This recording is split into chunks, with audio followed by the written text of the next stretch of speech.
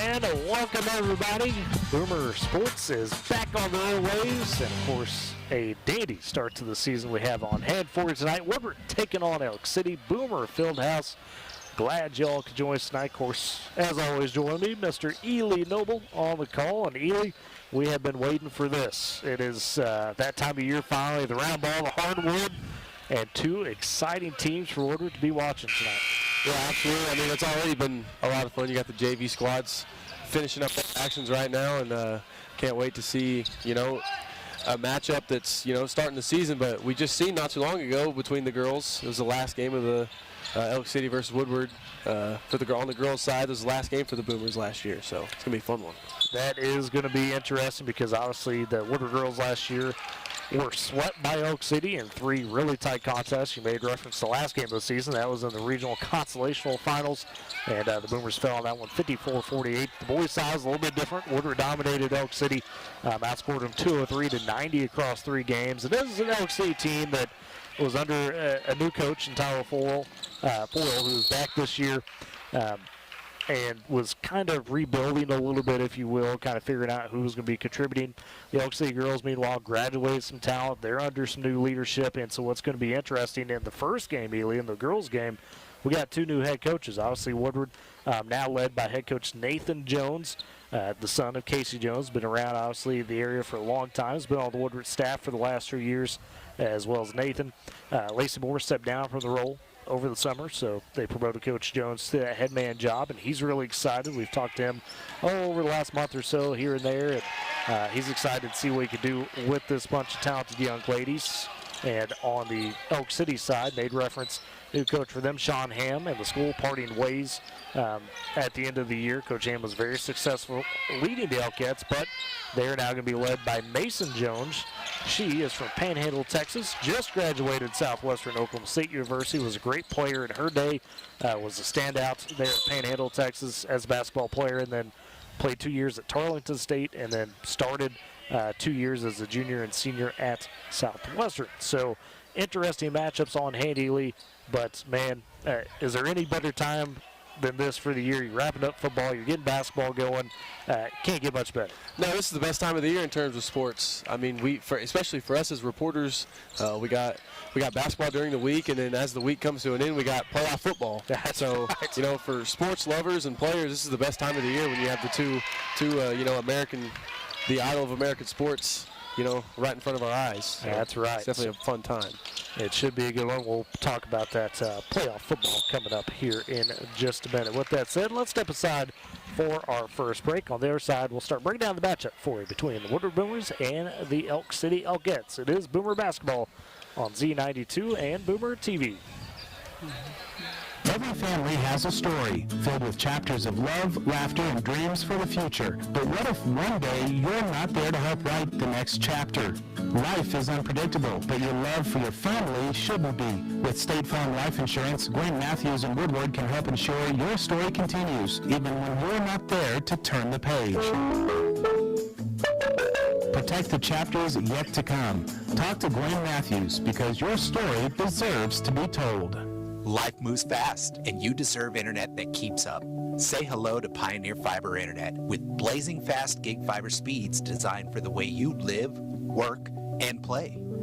From ultra-smooth streaming and lag-free gaming to lightning-fast downloads and crystal-clear video calls, Gig Fiber gives you the speed and reliability to do it all. Ready to upgrade your internet experience? Visit GoPioneer.com to sign up today.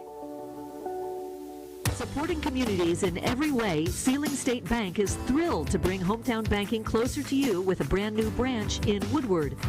Welcome. Now offering full-service banking close to home, from personal checking and savings to home and commercial loans, Sealing State Bank has you covered. Enjoy the convenience of mobile and online banking, wire transfers, and so much more. Sealing State Bank, your trusted partner in Woodward. Come visit at 2314 Williams Avenue and experience hometown banking at its best.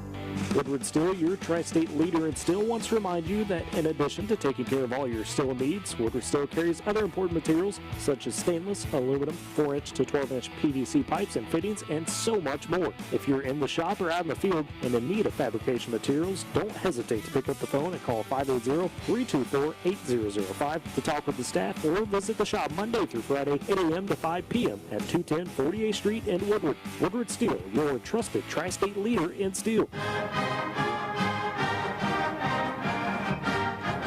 Boomer Fieldhouse should be picked up as we get set to start the basketball season for the Boomers as they host Elk City and Ely. When we look at both of these teams, for the Woodward girls, coming off that 11-13 season, we made reference to them in that regional consolation finals appearance, and a team that graduated just really.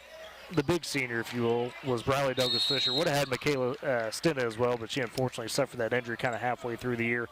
But both of those seniors gone off this roster now. Douglas Fisher, leading scorer, 15 points a game, averaged nearly 7 boards, 2 steals, 2 assists, so did a lot for Woodward. Obviously was a key piece down low, step out and shoot at times as well. But in terms of what you return, there's still a lot to like there. Lexi Mendel, we've seen her get better and better each and every year. She was the second lead scorer on the team at 13 points a game.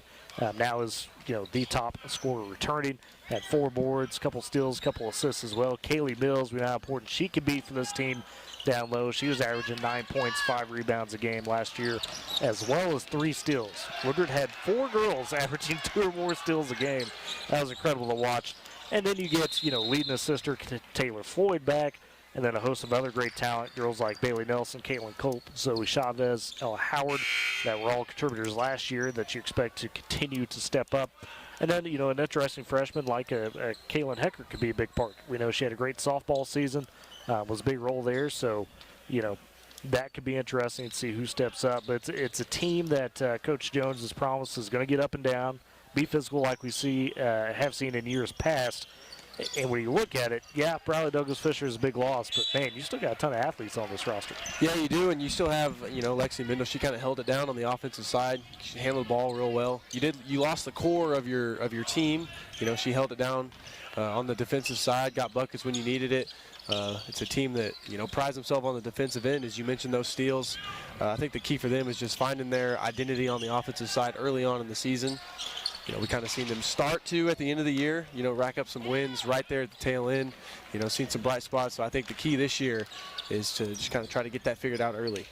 Well, the thing when you look at the Boomer girls records from the last couple of years, you see 11-13, maybe you see a 12-15, but you got to remember they're playing Weatherford 2 games, in the year. Elk City, who's been really stout a couple of times. You're playing Alva, who's been one of the best 3A teams.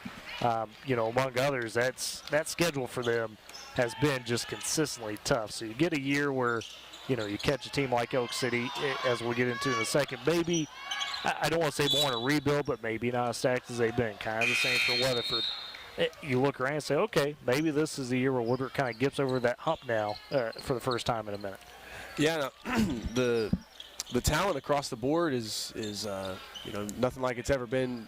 Last year, a lot of teams lost the talent that you mentioned, and aside from Douglas Fisher, we were bringing everybody back. Right. So that's the chemistry's there. For other teams, it may not be as good as it has been. So you can definitely take advantage of those things and rack up some wins against teams you haven't seen the W against. And the big part is, yes, you're making a coaching change, but it's a guy you're familiar with in Coach Jones. These girls know him really well. So, yes, he goes from assistant to head coach, but that helps the transition when you got a guy or a girl, on the staff that you know well to step up in that role. It makes it easier, right, as a player to know, okay, yeah, we got new leadership, but it's somebody I'm familiar with. Yeah, I mean, they're like he or she will, if they're stepping up from an assistant coach, they've already kind of been the coach, for certain positions on some ends of the floor. So it's a lot easier, learning how they coach their players and things like that, and how players bounce off of the coaching. So it's not a new for this team. Looking at the Elk City side, they've referenced to their new head coach in Mason Jones. They're coming off a 19-9 season, made it all the way to the area tournament, fell short there in the first round of that, but they did graduate a trio of really good seniors, among the likes of Abby Brown, who was leading scorer last year, lit up Woodward a couple of times. She could really shoot it. The guard now graduated, Elsa Tilly, another one that was a fantastic player, and Abby Harrell, all big contributors. They do return some good talent in their own right, though. You mentioned girls like Campbell Garbarino, Kaz Ulrich, who provides great size inside for them, some good rebounding, and a Lucy O'Hara that can get after it at the guard position as well. Kind of the big question mark, if you will. One of those things that is an unknown. There is Addison Gordon on this varsity roster. Now, Addison, familiar to Woodward, her father, head coach Ken Gordon, formerly of Woodward, was at Elk City this year as the defensive coordinator, and Addison played in middle school last year for the Boomers, was fantastic, often would be leading scoring, sometimes explode for 30-point outings. She's a very quick, agile guard that could do well in the open space, right? One of those that could generate turnovers and then take advantage of that on the other end. If you had to kind of think of a play style that was similar for Woodward fans out there, think of a Thesley Pfeiffer, you know, a girl that could just rack up a lot of steals and then have the explosiveness in the open court to be able to capitalize on that. The question is, how much is she going to contribute to this roster? You assume she's going to start. If she does, that might be kind of an X factor tonight, because you know the rest of the pieces. You know what Garbarino is going to give you. You know what Ulrich is going to give you, an O'Hare. But what does an Addison Gordon maybe add to this team? Yeah, it's kind of a two-ended sword there for Woodward, because, you know, you're thinking you're going to get her as a freshman next year, like, oh, I can't wait to have her on the team. And now for her first varsity game, you're going to be playing against her. But we all know Woodward likes to play defense. I think the biggest thing for her, you kind of know what she brings to the table, that explosiveness. So be aware of that. Get back on defense as fast as you can, because she's a fast girl. And on the defensive side, you know, she's quick. She likes to go for the ball. So it's kind of at least you know the way that she likes to play and can counter that. Yeah, and that should be really interesting. See how the Boomers match up with that. A couple other things we're going to watch tonight as well. The OSU men, they are actually on K101 tonight. They're tipping off at 7 o'clock. They're hosting Sam Houston State. Their pregame underway with Dave Hunziker and the crew there on K101. The OU men, they have tipped off against Wake Forest. They are taking on the Demon Deacons, if you will, in the SEC ACC.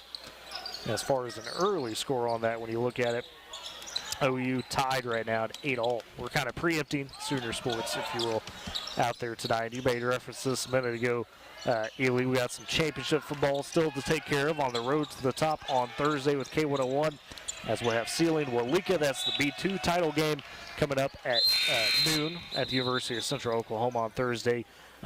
We will again be in partnership with Wildcat TV, as we were last week in Alva. So Eric Scott and his crew are going to combine with us. Should be a lot of fun. Pre-game coverage around 11:30 there. And then later that night, Laverne Dewar. It's another rematch, the B1 championship game. And coverage on that will start around 6:30. So really excited for Thursday. Hopefully see 2 more titles come home in the tri-state area. We saw this past Saturday, South Central. It's a combination of Coldwater and Protection Kansas get it done in their 8-man Division I state title game in Kansas. So congrats to the Timberwolves. And hopefully Sealing and Laverne could join them. That'd be a lot of fun. And then, of course, as far as Boomer sports go, wrestling is underway, hot and heavy. They've had a couple of tournaments they've went to so far and had some good success on both the boys and girls side. They will actually have their first duel of the season Thursday night against Watonga. That'll be boys and girls, and they'll have 9 total matches, I'm told, from Coach Jared Weatherhead. Starts at 6 o'clock, so something you want to see. That wrestling squad, that program, been doing some really good things over the last couple of years. Some really talented wrestlers on both the boys and girls side, and definitely want to check that out Thursday in Watonga if you get the chance. You need to experience the duel. The Boomers' first home duel of the season, by the way, should be coming up on the 16th, I believe. That'll be against Liberal. So we'll cover more on that as we get to it. Talk to Coach and hopefully some of those wrestlers. And always fun to see some squads succeed for the Boomers. On the Division II college side, I want to mention this real quick. The Ranger men, they're heading into GAC play this week. 2-game win streak for them, set at 3-3 overall in the season. They'll take on Arkansas Tech Thursday night, 7:30. That's on the road. Then they'll stay in Arkansas to face Harding at 7:30 on Saturday in Searcy. As for the women, they sit at 5-1 on the season. They've been really good to start the year. Only loss in non-con came to number 2 Pittsburgh State there in Alva in overtime, so can't fault that. They've got a 3-game win streak going themselves. Dominant wins over Heston, Cameron, and Oklahoma Panhandle States. They'll play at 5:30 against Arkansas Tech on Thursday, and then Harding Saturday at 7:30.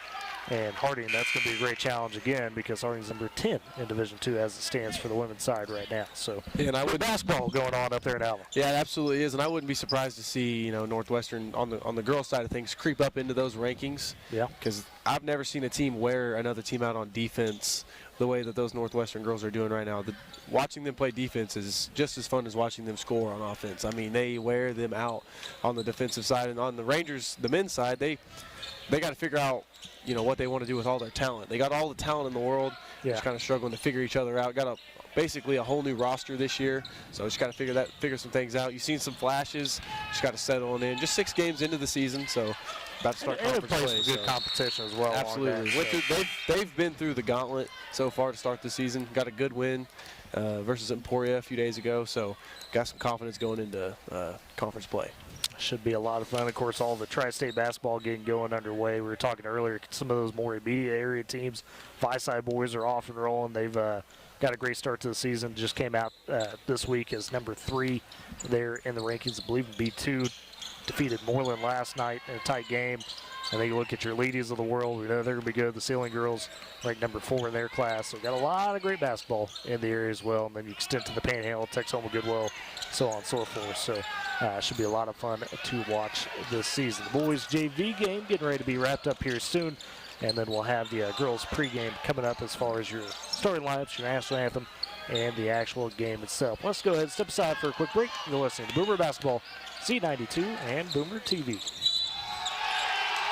Vance Ram of Woodward has a huge selection of 2025 Ram half-tons with huge discounts, 0% for 72 months, and no payments for 90 days. Plus, get 0% for 60 months on new 2026 Ram 1500 Bighorn and Laramie models. And big savings on all 2025 and 2026 Ram 2500s and 3500s. Right now, get $8,000 off all remaining Ram cab and chassis in stock. Vance Ram of Woodward, where Oklahoma drives Ram tough. At Bank of Western Oklahoma, we've been a cornerstone of the community since 1908. Being locally owned and operated, we understand the values and the culture that define Western Oklahoma. From supporting local farmers to helping small businesses thrive, we take pride in offering personalized banking solutions that reflect our deep understanding of Western Oklahoma. Discover the difference of a bank that's been by your side for generations. Bank of Western Oklahoma, member FDIC, an equal housing lender. Enjoy mile after winter mile on tires you can trust for any adventure in any weather. Between September 24th and December 9th, get $80 via reward card or virtual prepaid card after online submission with the purchase of 4 new Michelin passenger or light truck tires. Visit your Michelin dealer, High Plains Tire at 2220 Main in Woodward. See MichelinMan.com/autos/deals-promotions-and-rebates for complete details. Offer expires 12/9/2025.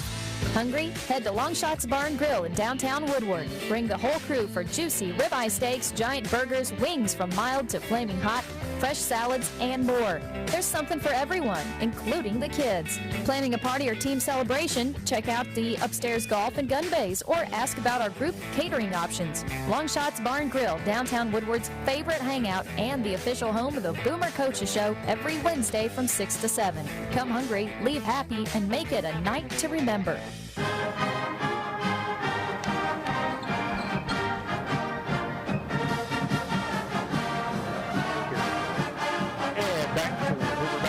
Z92 TV.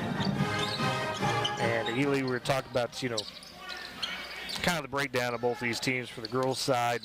And you get to where both these teams, in each of those games, there was runs where it looked like the Woodward girls are going to win it. Elk City ultimately got it. Really, when you come into a contest like that, and it's the first game of the season, you've been there, a rival, if you will. That's got to pump you up even more so to get the season going. You already got juices flowing because you're ready to get the season going, but you get a rival to start things out. Yeah, you played 3 close games last year, and then you started off with, you can just consider it the 4th one minus a couple players. So yeah, these teams are definitely amped up, ready to go. You see them, both teams coming, waiting to come out of the tunnel as these JV games are getting close to wrapped up, and I think it's going to be another close one, to be honest. And the good news for the Boomers, you are pretty much at home to start the year. Friday, they'll have Weatherford coming to town for a matchup there, 6:30, 8 o'clock on the girls and boys side. That'll be some new-look Weatherford teams. We made reference to that a second ago. Obviously, the Sage twins, C.J. Nixon, Walker Kinney, they're gone. They're graduated for Weatherford coming off that state championship. So we'll see how they play out with probably is going to be almost an entirely new starting five for the girls, graduating a lot of their big seniors. So what I was going to say is that on the boys' side, their whole team that playing college ball now. Yes. They had a squad last year. So one of the Sage twins at Iowa now was originally committed to St. Louis. Coach McCollum got hired at Iowa and followed him up there. The other Sage twin at Pittsburgh State, who's really, really solid program. Kennedy's at SWASU, and then CJ, of course, on the football roster at OU as a defensive end. So it tells you kind of the talent they had with that bunch. And then the only one out of that five who isn't playing college ball is still, in high school. Yes, so. Mr. Smith. Yes, Jackson Smith, I believe. So I imagine he'll be kind of that league guy. But you look at the next opponent there next Tuesday, a week from now, we'll be home again as it'll be Anadarko. That's another squad, obviously, was very talented last year in 3A and graduated a lot of talent in their own right on both sides. Still, though, you could always expect Anadarko to bring some good basketball. And then we get into next weekend, and we have that first tournament of the weekend. Boomers this year not hosting their Winter Classic tournament, if you will. They're going to the Chickasha tournament next Thursday, Friday, and Saturday. As for how things will shake out with the bracket, the girls will be up first. They'll take on Riverside. That's been a powerhouse small school team for the last few years. And so that'd be a good test for them at 4:10, around 4:10. Again, these times approximate just because you know how tournaments can be. The boys are set to follow the girls against Cassidy at 5:35. On the same side of the bracket as them, you've got Chickasha and Cassidy for the girls, so you win, lose, depending on who comes out of that. For the boys, you'd be looking at either Jones or Chickasha on Friday. The top half of the bracket on the boys' side is Weatherford Altus first round, and then Riverside Western Heights. For the girls' top side of the bracket, it's UConn Altus and Weatherford Jones. So some good teams up in that mix. I mean, UConn, we saw them here last year, and that Winter Classic, the boys' side, they were pretty good. Interested to see how the girls do. Obviously, Weatherford, we mentioned them. You'll see them Friday and then see them next Friday, if you will. Jones always brings some talented teams. So it should be a really good test for the Boomers in that first tournament of the season. But Boomer boys, we could say, on the JV side, rolling 42-29 over the Elks right now. So got some of those kids that are playing some minutes or have played some minutes on this JV squad we might see tonight. That'll be kind of the question for the Boomer boys. You know you got Caden Gaines, Gage Hutchins, Cole Reed. Who else is going to step up around that? Aaron Laredo or Grayson Roach maybe. The boys matchup will tell us kind of a lot. Maybe not tell you the ceiling, Ely, of this team, but kind of give you an idea of, you know, where they'll start with, if you will. Yeah, we kind of have an interesting situation on the boys' side. We graduated a lot of talent and a lot of guys who held it down, but thankfully Woodward, the Boomers are in the situation that they are with, you know, their identity being Caden Gaines, you know, the focal point of that offense. So we kind of know who to go to begin the season, but you still need to kind of figure out your third, your second, your fourth options, and just rotations and chemistry and things of that nature going down the stretch of this season. Absolutely, and you know, it's one of those things. We saw it, you mentioned, down the stretch of the season. The Order Boys last year hit that 10-game winning right up until you face Anadarko to close the regular season. It was kind of one of those deals where, you know, you got to use that momentum a little bit going into things. Because we now got to find the right channel for them. But got kind of a special guest, if you will, observing tonight. We bring him on because he's set to join us Thursday for some Championship Thursday, Championship Radio. Looking forward to it, yeah. Yes, Mr. Michael Barnes, for voice familiar to everybody here in the area. Obviously, a long time with K101 and Mangum Tigers football most recently. And called the Class Bowl with us as well. Michael, good to have you in town, man. Well, it's good to be back. I tell you what, it's the third time is the charm. And this is the third time that I have been here and looking forward to it being the last. So can't believe it's bad. No, I don't mean that bad. Come on, guys. I know Doug Williams to know what that means. Yeah. See, there we go. Bringing up the old man. We're 30 seconds into the broadcast to bring the old man up. Oh, man. But since you did, I the last time I was here, I think I left in 2007. Sheesh. Which is, what? Before you were born, 4 years old. Yeah, 18 years ago, and nice to see that still using the same headsets that I had 18 years ago. So, really happy about that. But no, it's great to be here, and I've got fond memories of this place. I had the opportunity to do a lot of basketball here, small school, and then Woodward Boomer basketball, and a state championship season one year when both the boys and girls went to the state tournament. You talk about an improbable run. Oh, man, for that boys squad. The boys had to win 6 in a row in the postseason, and they won on a controversial shot at the buzzer to beat Bristow. And that was back when instant replay was getting to be really big, and stuff. Yeah. And Bristow's like, we want to see the replay. Well, there is no replay. This is radio. Sorry. We're going to the state tournament. Oh, goodness. Eric Scott and myself, we talked about that a little bit last year. That run. It was phenomenal. It was incredible. And the girls, it was expected. Sure. I mean, they just rolled over people. I mean, they mashed folks. The boys, I think they were like 2-19 in the regular season. That's right. All right, and then went on that run. Oh. They lost they won the first district game, lost the second, and had to win 6 in a row. They had to win 3 at the regionals and 3 at the area to get to the state tournament, and they did. It was still one of those things that, and don't get me wrong, Kim Roop's championship team was great. It was great doing that ball game, but just the simple fact that Corey Miller's team got to the state tournament that year, as I said, going in at 2-19. That was phenomenal. That was some of the best broadcast fun I've had in my career. That's what makes basketball so great, right? Yeah. Everybody's got a chance. Everybody's got a chance. We saw Ely to that point a couple years ago. Woodward goes into the Cushing Regional, and the Cushing girls were 2 wins on the season, and they go rip off a win in regionals and nearly challenge the Boomers and beat them on the girls' side as well. So you just never know with the high school basketball ranks how things will play out. But no, very, very glad to have you, Michael, and look forward to Thursday. Going to be a lot of fun with state championship football. I mean, and we talked about it a little bit, but that's 2 rematches of 2 really good programs right now, folks.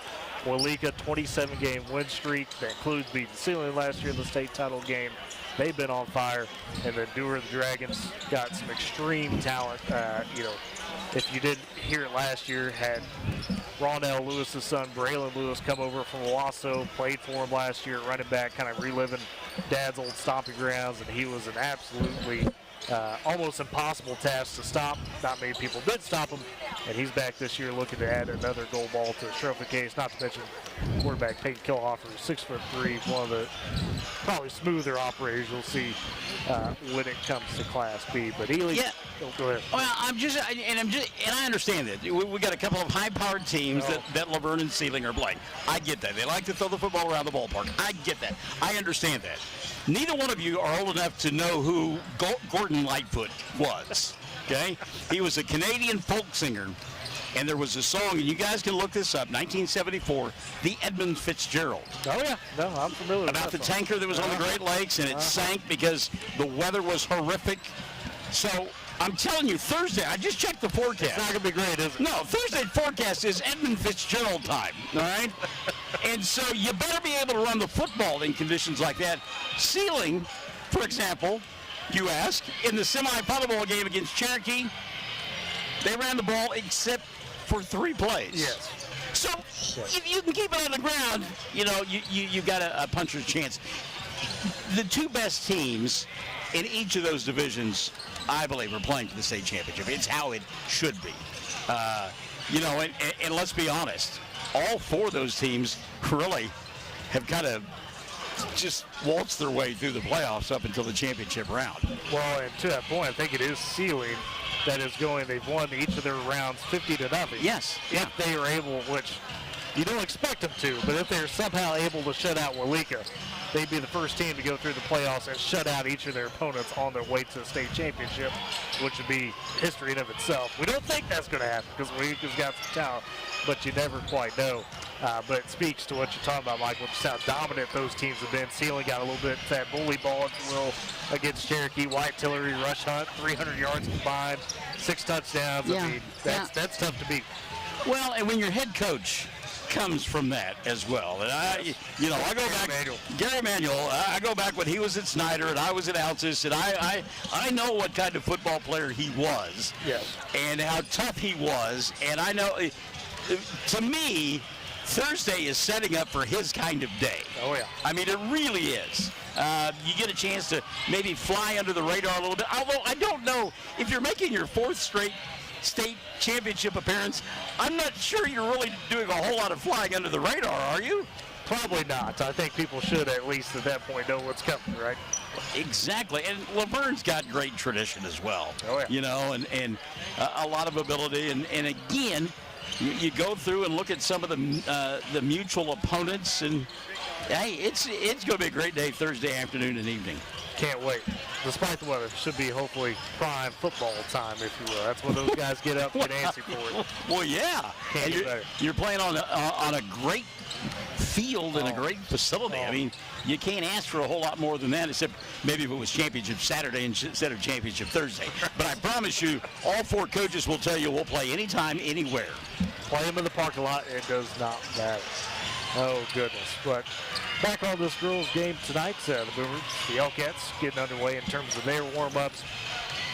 And, you know, I was going to say, Ely, when we look at both these rosters, we've highlighted some of those key returners, but it comes down a lot to some of those X factors, right? Some of those girls that you may have not had said, okay, I'm circling her as kind of the key piece in all this. And you look at Woodward's side of things, we saw Zoe Chavez kind of come out last year, towards the end of the year especially, start to make some headway with her limited action, and Ella Howard got more comfortable as she went on throughout the year.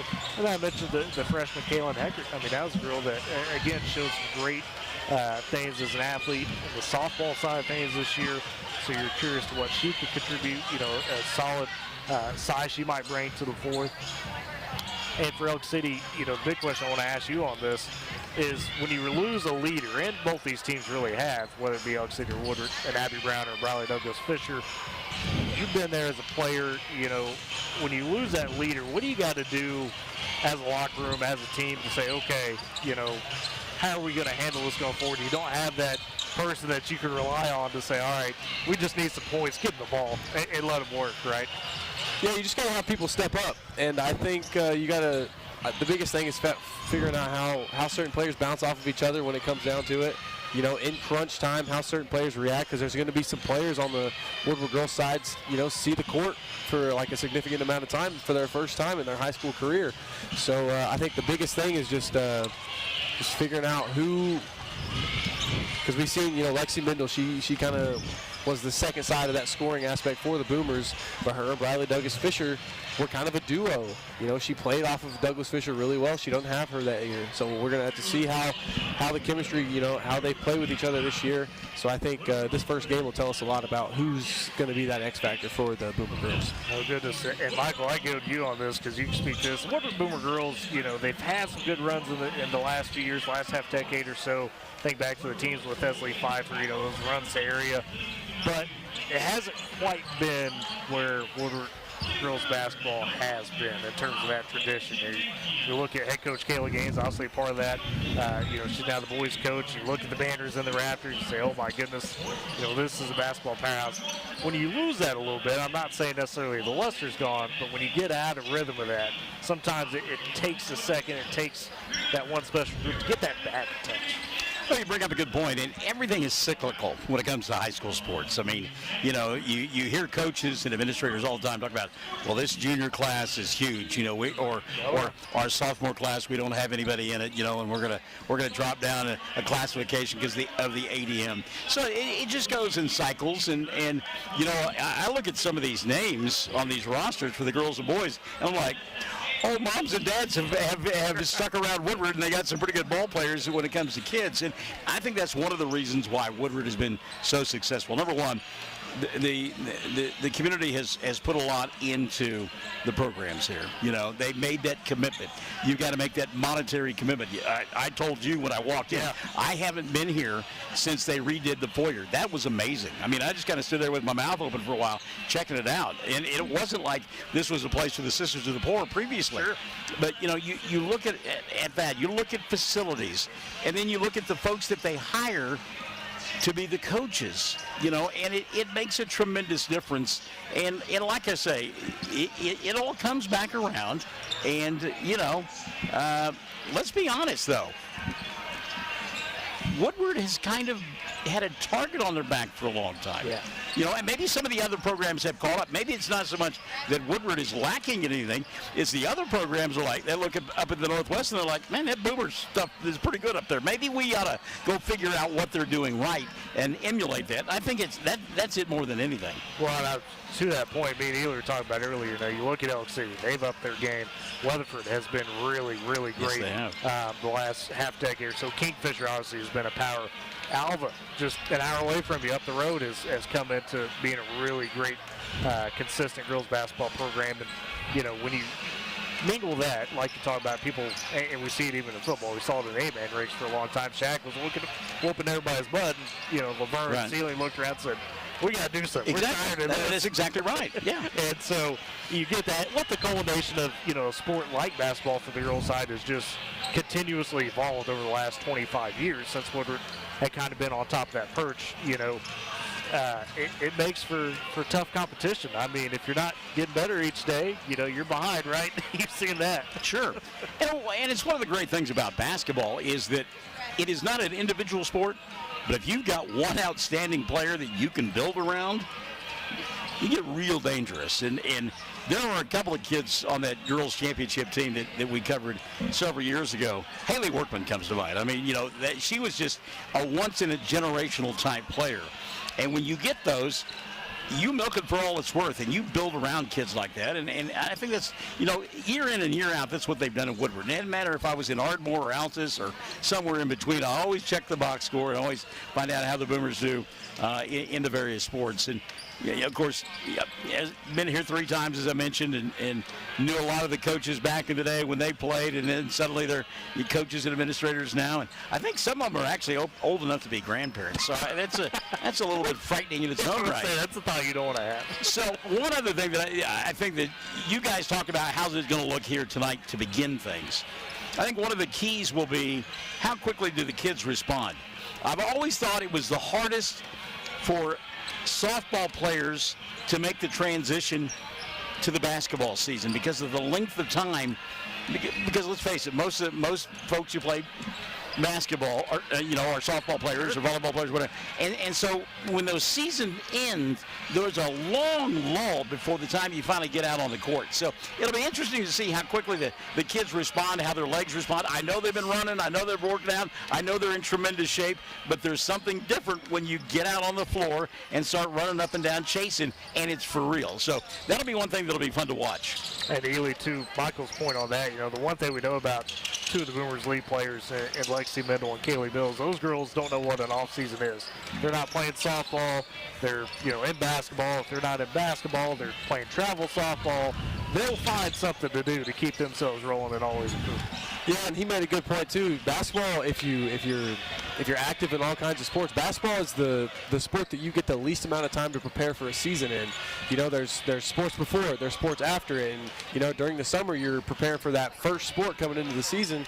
So it's a quick turnaround for, you know, multi-sport athletes. Be honest with us, Ely. How many times were you on the basketball? Because you're a football player from Moreland, went to the basketball side. Do you have to take a couple games to get acclimated back to basketball shape? Yeah, you know, you go into the locker room at halftime and you grab the trash can. You know, he mentioned it's a whole different game once you get out there. How you react is the most important thing. There'll be some rubber legs out there early on, I promise you. There will be some rubbery legs. Oh, man. But it almost suits kind of the Boomer style. We were talking about that earlier, Ely, with how Coach Jones wants this attack to be physical, up and down a bit. You can wear all your opponents, especially early in the season. That's going to be massive for the Boomers in a game like this. Got band on hand. Hey, yeah, I was going to say for 100 years I have lamented winter. I hate winter. I saw the forecast for tomorrow night into Thursday morning when we're going to do championship football on Thursday. Stop it, old man winter. But the only thing that makes wintertime bearable, hot and sweaty gymnasiums like this, and the band in the background. Tip of the cap to the Boomer Band. They sound fantastic. And don't forget, folks, for that Boomer Band, they are making that trip to D.C. next year to be in that July 4th parade in D.C. 250th anniversary, and they are always looking to raise some funds. That takes some money, so if you want to support them, ask J.C. Crockett, you know, what you need to do in terms of being able to support them, or T.J. Park. That was a smooth transition, and we didn't even plan it that way. Wow. Let's turn it over for the national anthem here. For basketball action, the 35-second shot clock will be used in tonight's basketball game. It's an optional drop with the OSSAA. Folks, before our national anthem, we'll recognize a moment of silence so that we may quickly choose, reflect, meditate, pray, or engage in other silent activity. Please be respectful of others during this moment of silence.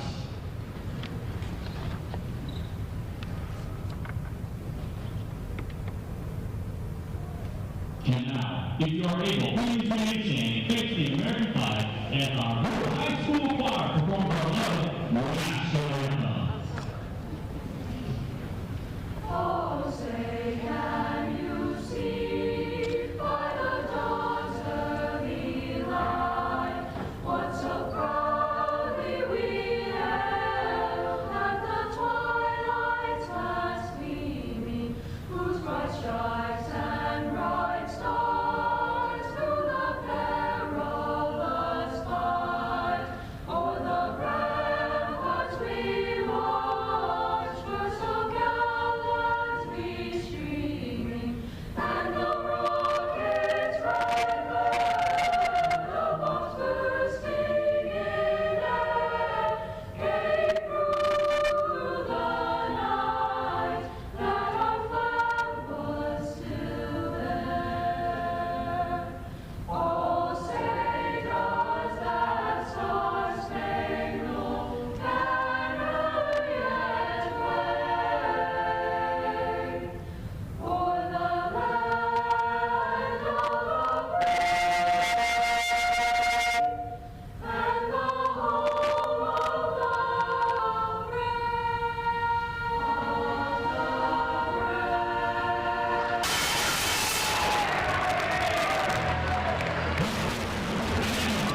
There's your starting lineups for both squads. For Woodward, kind of what we expected. Ely, we were debating this, but 3, and that's a bit strong. Backside rebound, though, by Mills. Up blocked the first time, second is good, and the Boomers are on the board first with Caleb Hill. Yeah, Tyler, and the Boomers have the possession arrow, too, as Elk City had the jump ball, and they got a steal right away. Boomers showing a little bit of pressure now. High left wing. It's Ball. She's nearly double-teamed at the timeline, almost stolen by Ford. As she gets it away to O'Hare, down low, and up and in for Elk City. And Garbarino gets her first basket of the night. The officials letting them play a little bit early on. I'm surprised. I think they know both these teams will be physical. 7:15 first quarter, 2-all. Boomers, and it's a turnover as trying to make it work up top was Nelson. Throw on the right wing, and a miscommunication there into the Elk City bench for out of bounds. So the Elkettes take it back in the backcourt. On the dribble is Ball. And she'll feed it over to O'Hare. Back to Ball, trying to work on that pressure. Left wing, Garbarino drive, pulls up for the shot. She's fouled. Shot is short, and Campbell Garbarino going to the free throw line for Elk City. Ely, those are the legs I'm talking about. You're not quite there yet. Middle of the season, she gets there, plays defense. There she's a little bit tired early on. Had to play with her hands a little more than you'd like to there, and mentioned letting them play, but that was definitely the first foul of the game there. Colt got him with the hands. And it was Garbarino missing the first free throw. Second one does go in. So Garbarino now with all 3 points for Elk City as the Elkettes lead 3-2. The Boomers take it back. 6:50 first quarter. Colt near the timeline down in the scorer's table, and she's fouled nearly going out of bounds as Kaz Ulrich kind of blocking her out. So Ulrich gets her first. A side out for the Boomers. I'd like to see, early on here in this first quarter, everybody being able to handle the ball just a little bit there. And on the inbounds goes from Floyd to Mendel in the backcourt. She's at the W, left wing to Nelson. Looking for a lane to pass. Now wants the drive, gets a screen from Mills, and the ball poked out of bounds. As coming up was Garbarino and poked it away from Nelson. Boomers keep possession. 6:37 first quarter as Elk City leads 3-2. And some we hadn't got to mention yet. I forgot. I mentioned the split and everything. Shot clock in action. Sir. Yes, And sir. We'll touch on that here in just a second because the Boomers have experience playing some of the Kansas teams last couple of years. Inbounds goes from Floyd to Bill's left wing. They'll swing around to Floyd right side. She's guarded tightly and stolen away by Ball of Elk City. Flips to the head now. Goes on its way to Coffee. They'll swing around, shot up. And that is good. Boomers being a little sloppy here early, trying to get into those actions, trying to rush things just a little too quick. Woodward's got the basket for Elk City. They lead 5-2. Now Middle races down the other side, right wing. Here's some pressure. Has to back it out. 6:05 left first quarter. Boomers looking for the score. Ball loose. Picked up by Nelson. She'll tee up the shot. The mid-range, no good. Backside door, though, by Caitlin Colt for 2. Makes it 5-4. Boomers still trail. 5:50 first quarter. And she's got both baskets, right, on putbacks. Mills. That's right. Yeah, you're right. Okay. Two bigs down low. Yes. That's kind of how that it's going to roll early for the Boomers. As Garbarino gets a shot, but blocked by Mills. Come across, recovered, and blocked it out of bounds. And Kaylee Mills, boy, you saw it last year. She can come out of nowhere on some of those blocks. Yeah, she can. And you mentioned both, post have both baskets. That's good here early on. You kind of that shot's not falling super early in the season. Have those posts, be there to get those rebounds. Inbound for Elk City goes from O'Hare to Ulrich near the left elbow. Out the ball, right wing, guarded tightly by Nelson. Swing it up top, Garbarino, primary ball handler. 5:30 first quarters. Elk City leads 5-4. Right wing back over the ball, guarded tightly again by Nelson, all in her face. And now the shot clock runs out. And as the turnover Elk City. Now, I was going to make this point here in a second, but the Boomers have had experience playing the Liberals, the Dodge Cities, and even Garden City. They use the shot clock in Kansas, and Woodward's already used to this 35-second deal. Elk City, maybe not so much. They just completely forgot about it there. That's why they had no idea. And you'll see a lot of that until the Christmas break is over.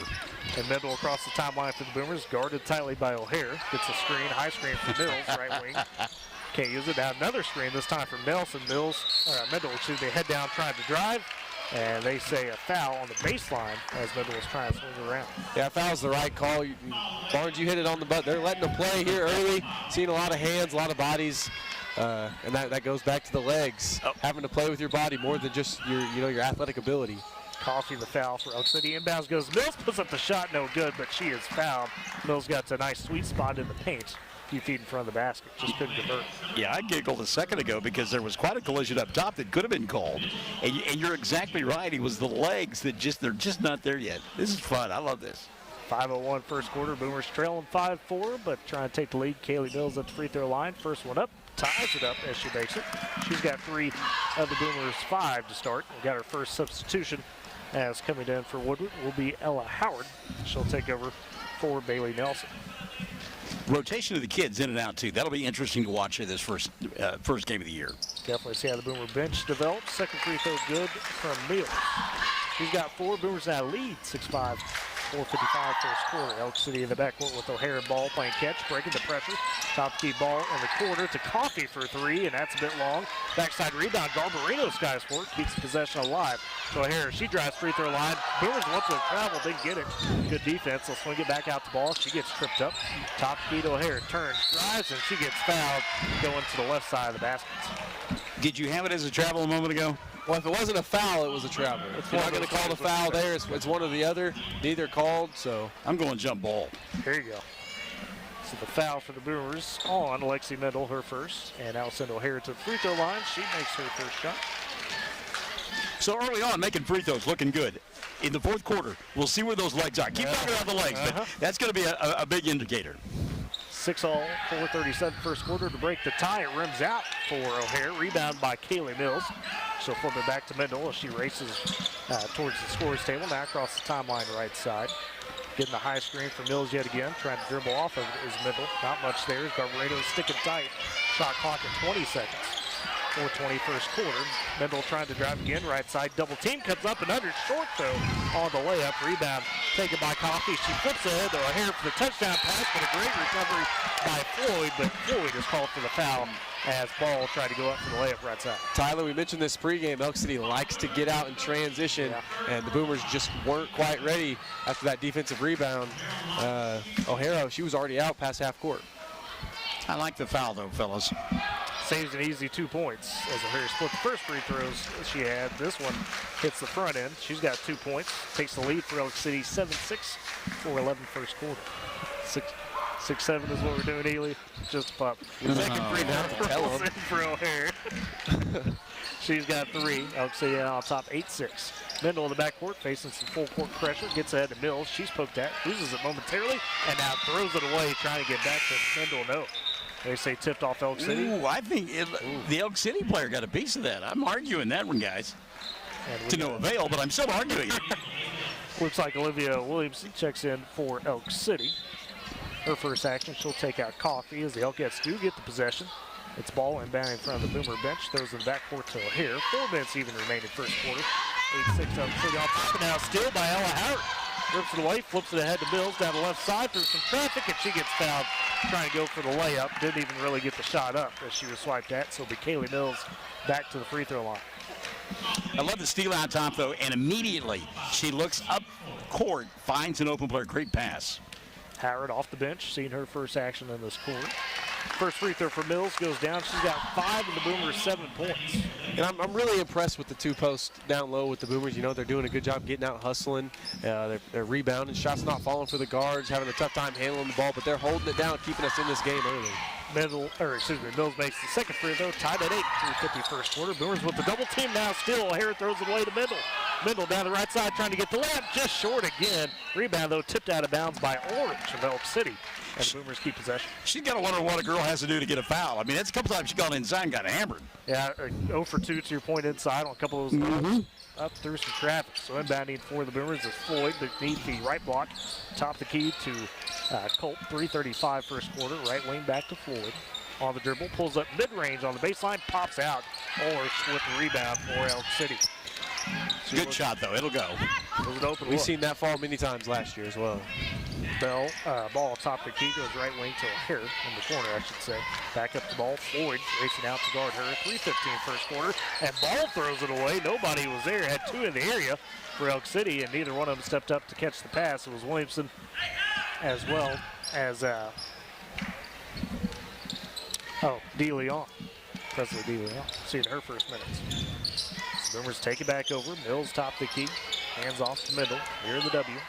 Started tightly by DeLeon. Now Mendel going to take her on the drive, and she finishes it off on the left side. Got to do it all alone. Got bumped right there. Good layup with the right hand off the glass. That wasn't a bump. That was a hug. 10-8. The Boomers retake the lead. Ulrich works it down to DeLeon. And Mills comes through and swats it away.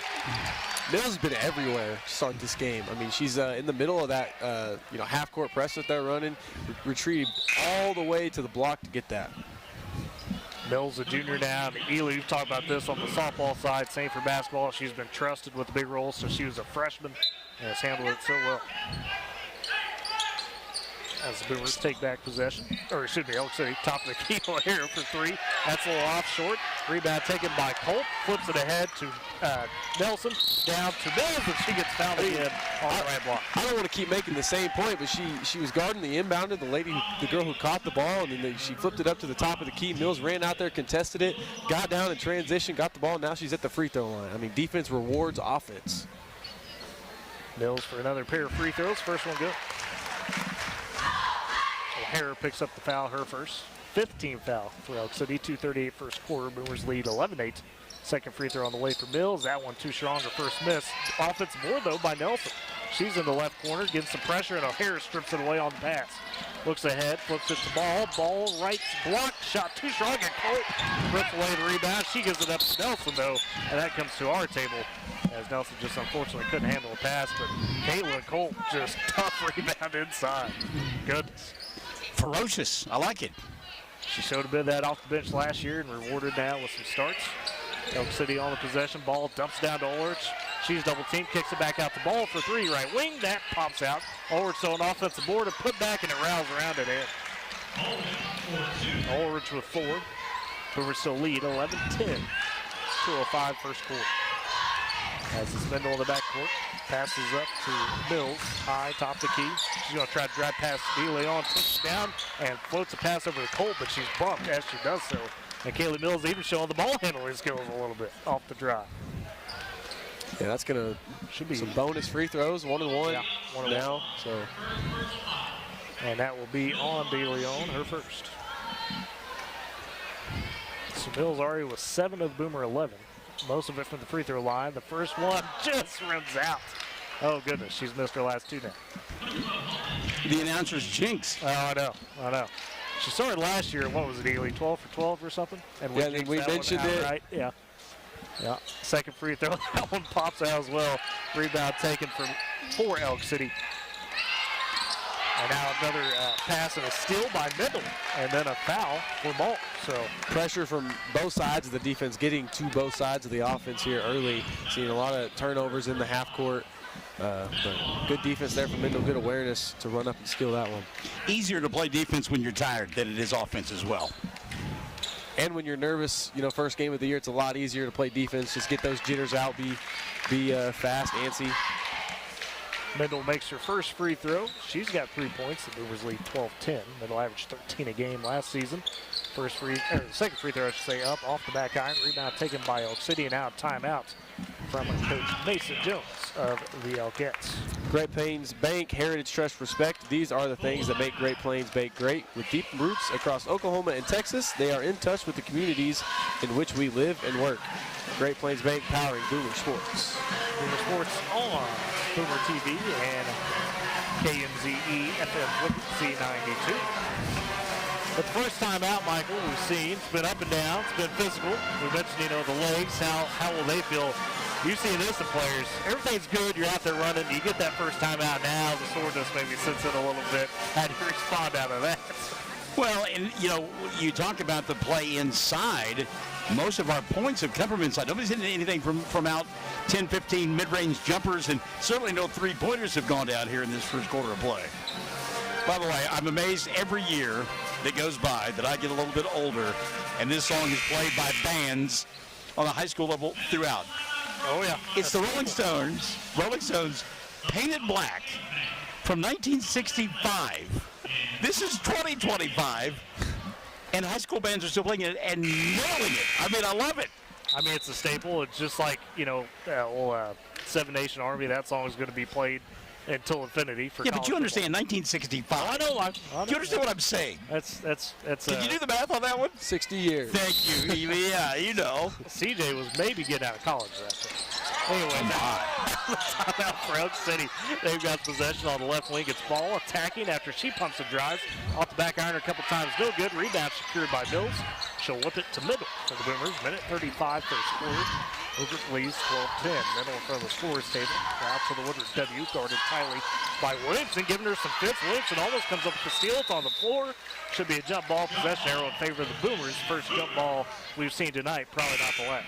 Yeah, that was another one of those just, being tired, being gassed already. I mean, she just kind of lost that ball off the dribble. So definitely getting that stamina built up early on. See Ella Howard come out and Bailey Nelson back in.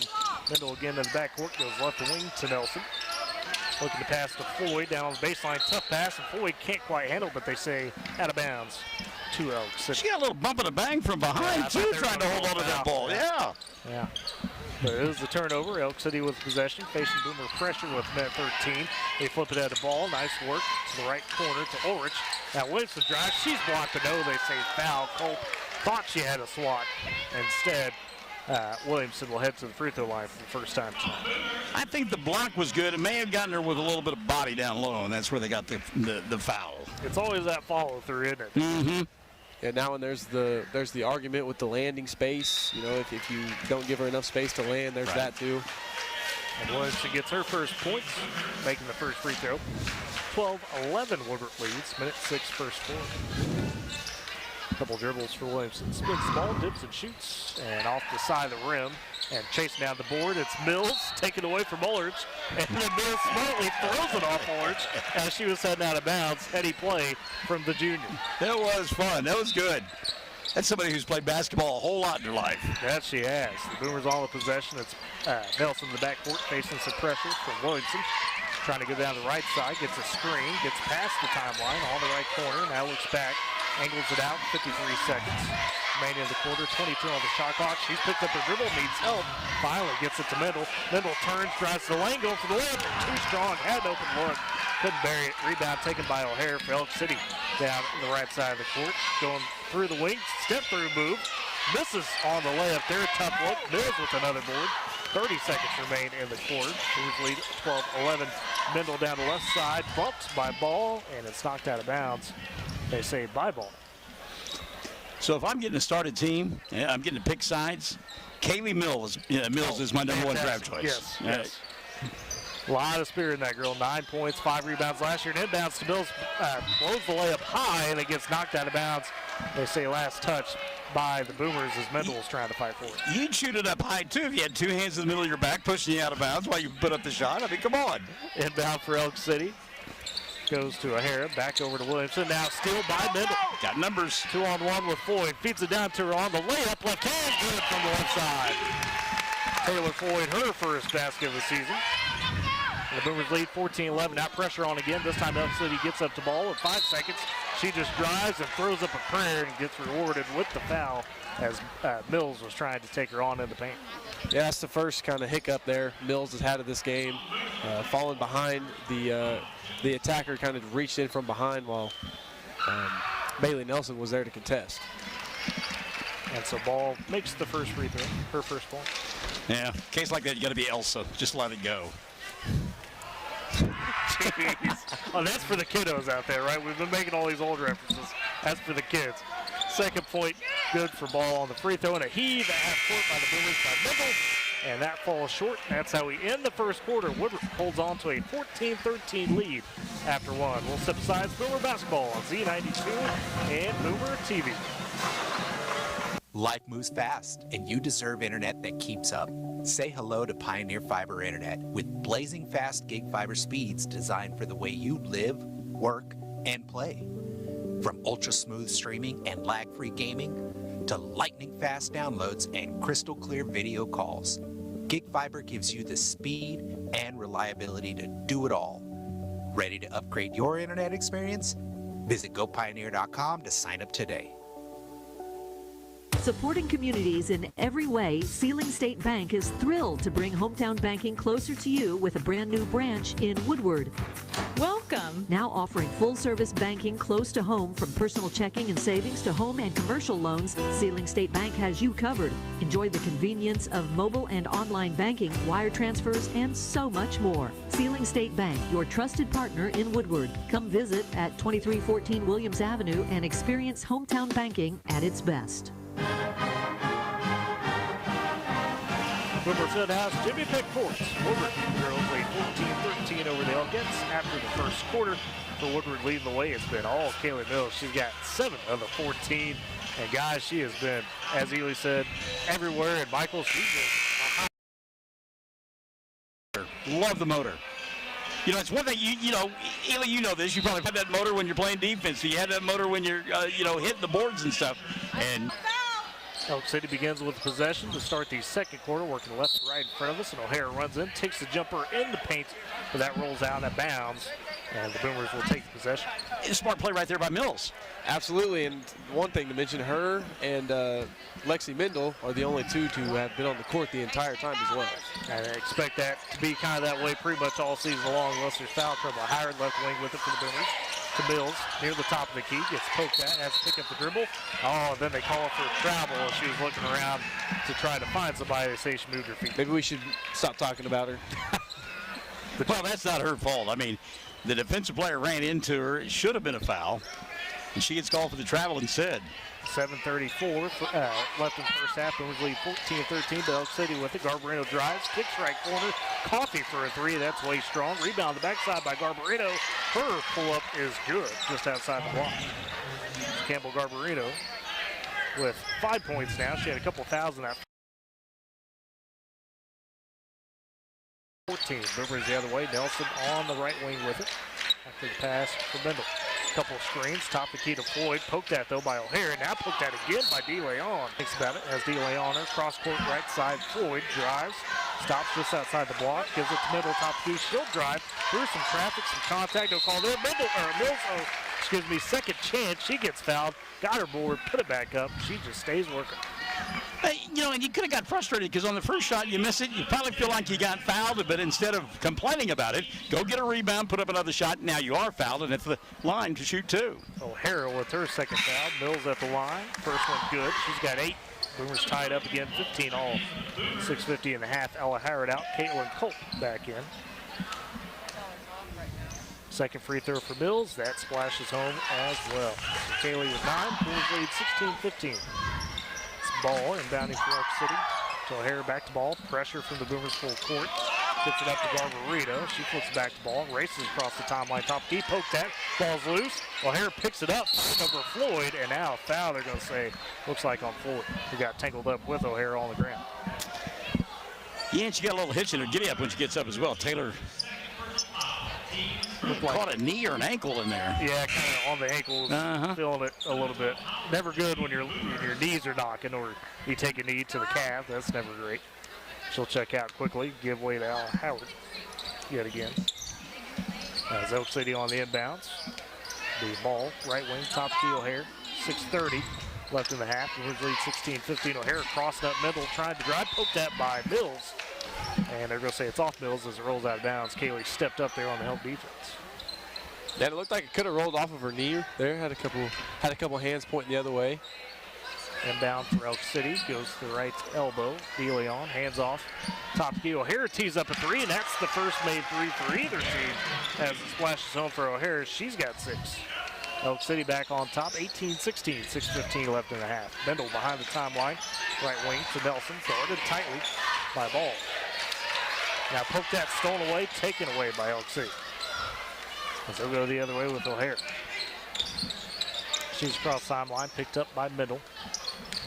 Over the Ball, beside her, 5:55 left first half. Boomers trail, 18-16. O'Hara trying to cross up middle again, attacking the right side. Gets cut off, top the key, Garbarino pumps. She drives, goes for the layup, tough play, no good, and they call a foul as Colt got under, and they'll get Colt for the block. Yeah, when they get that deep, Ely, you're going to have a hard time getting the charge call there. 9 times out of 10, you're going to get the block. Yeah, and tending to that was a impressive move there by Garbarino as well at the top of the key.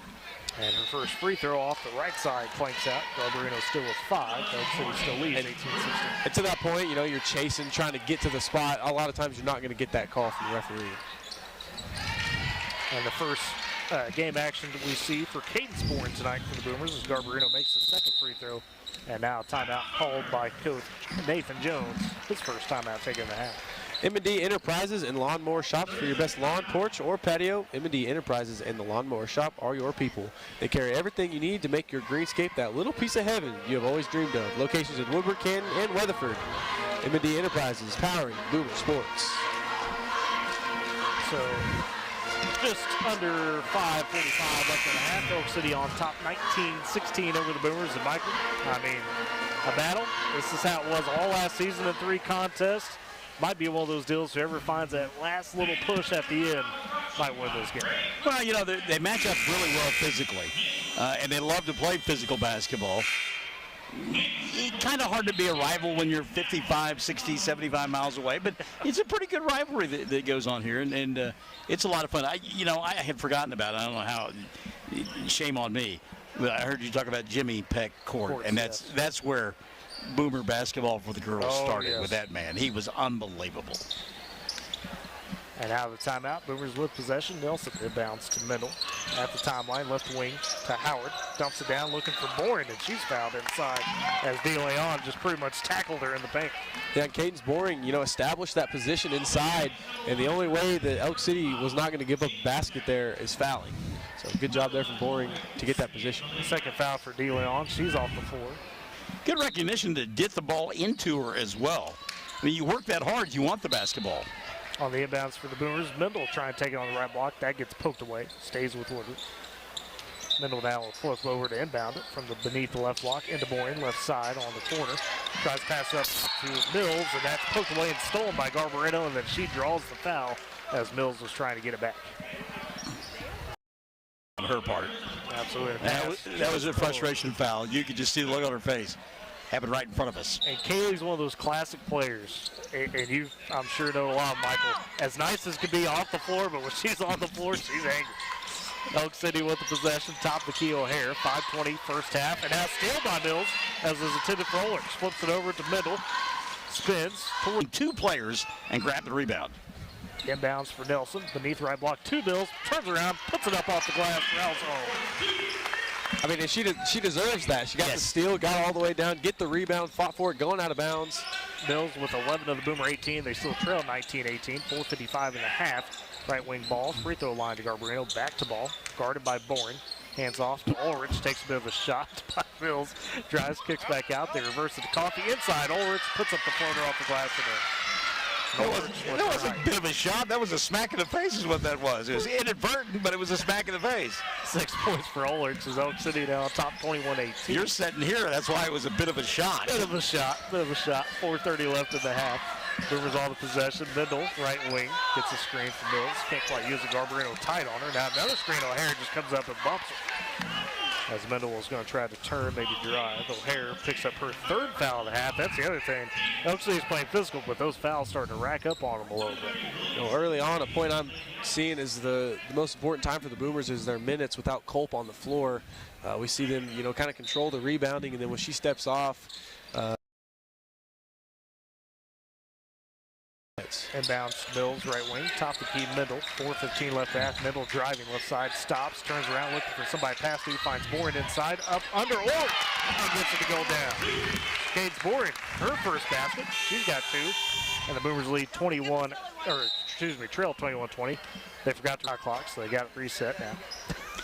Well, it's a learning experience for everybody. 4 minutes even left in the half. Elk City on top 21-20. They've got the possession. It's ball on the left wing, high, guarded by Mendel. Goes near the corner to Coffee inside. Ulrich turns, puts up the, and Ulrich just with her size, you've seen her over the last couple of years. When she gets position on you, good luck. Yeah, she's got the height over him. And now an inbound pass poked away by Mills, intended for Ulrich, 1-on-1. Mills right side layup, just too strong. Ulrich aboard on the backside for Elk City. 3:40 left in the half. Ball racing down the lane. She tries to flip the shot and is fouled as a couple of Boomers converge on her. I promise you, we go back and look at the face of Mills on that layup. She cringes just a little bit because she's thinking that she's going to get hit. That's why she missed that shot. She was expecting contact and didn't get it, and you're discombobulated. Foul on board. Yeah, coming down the transition. That's a 50-50 ball. You know, she's able to get it. She's almost running out of her shoes trying to get that step over in front. She wants to be still expected to make that layup. She's in the backcourt, going the other way, hands off the ball in front of the scorer's table.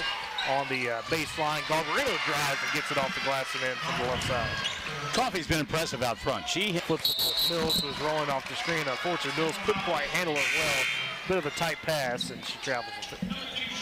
Trying to split that double team with the dribble and just took that 3rd step right before the dribble got down. Now, you mentioned, Coffee being kind of a gnat out in front. Coach Mason Jones just graduated from SWASU, was a 2-year starter. She was a gnat kind of as a guard out there for the Lady Bulldogs. So, representing that play style. 2:45 and a half, a drive by Garbarino, right side, it's off. And then rebound, they say Garbarino is out of bounds trying to save it.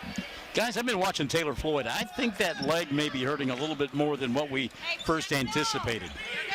Well, she was rubbing it quite a bit, and she has stayed in one position over there on the bench since she left a couple of minutes ago. And haven't quite seen her since then, and Zoe Chavez getting her first minutes of the night for the Boomers. Lexi Menda, though, on the dribble right now, left wing, 20 seconds on the shot clock. She takes it up to 28 on it, left wing to Nelson. Again, guarded tightly by ball, gets a screen high from Bourne. Nelson has the pass to Mendel, but slipped and kind of skipped her way on the pass and travel call. Wasn't good spacing that time between her and who she wanted to give the basketball to. And so Elk City retakes possession as it's Williamson. High top key, picks up her dribble, flips it to Coffee, drives, kicks in the corner, ball driving, and a good block. Now it's spot 4, ball comes up with it, and she's getting tied up by Mendel, and it's a jump ball in favor of the Boomers. You talk about Mendel behind like that. It's good stuff. And it's not an easy skill to do either. If you do it right, highly effective. Mentioned Floyd in the leg. She's back on the floor now for the Boomers. I just had to anoint her. I had to talk about her. She's back. She's good. She's ready. Takes out Chavez. Mendel on the handle for the, or excuse me, Chavez is still on. Left wing to Chavez. Top key to Floyd. Minute 40 left and a half. Boomers trail 25-20. And now Floyd drives, but the layup wild and the rebound taken by Coffee for Elk City.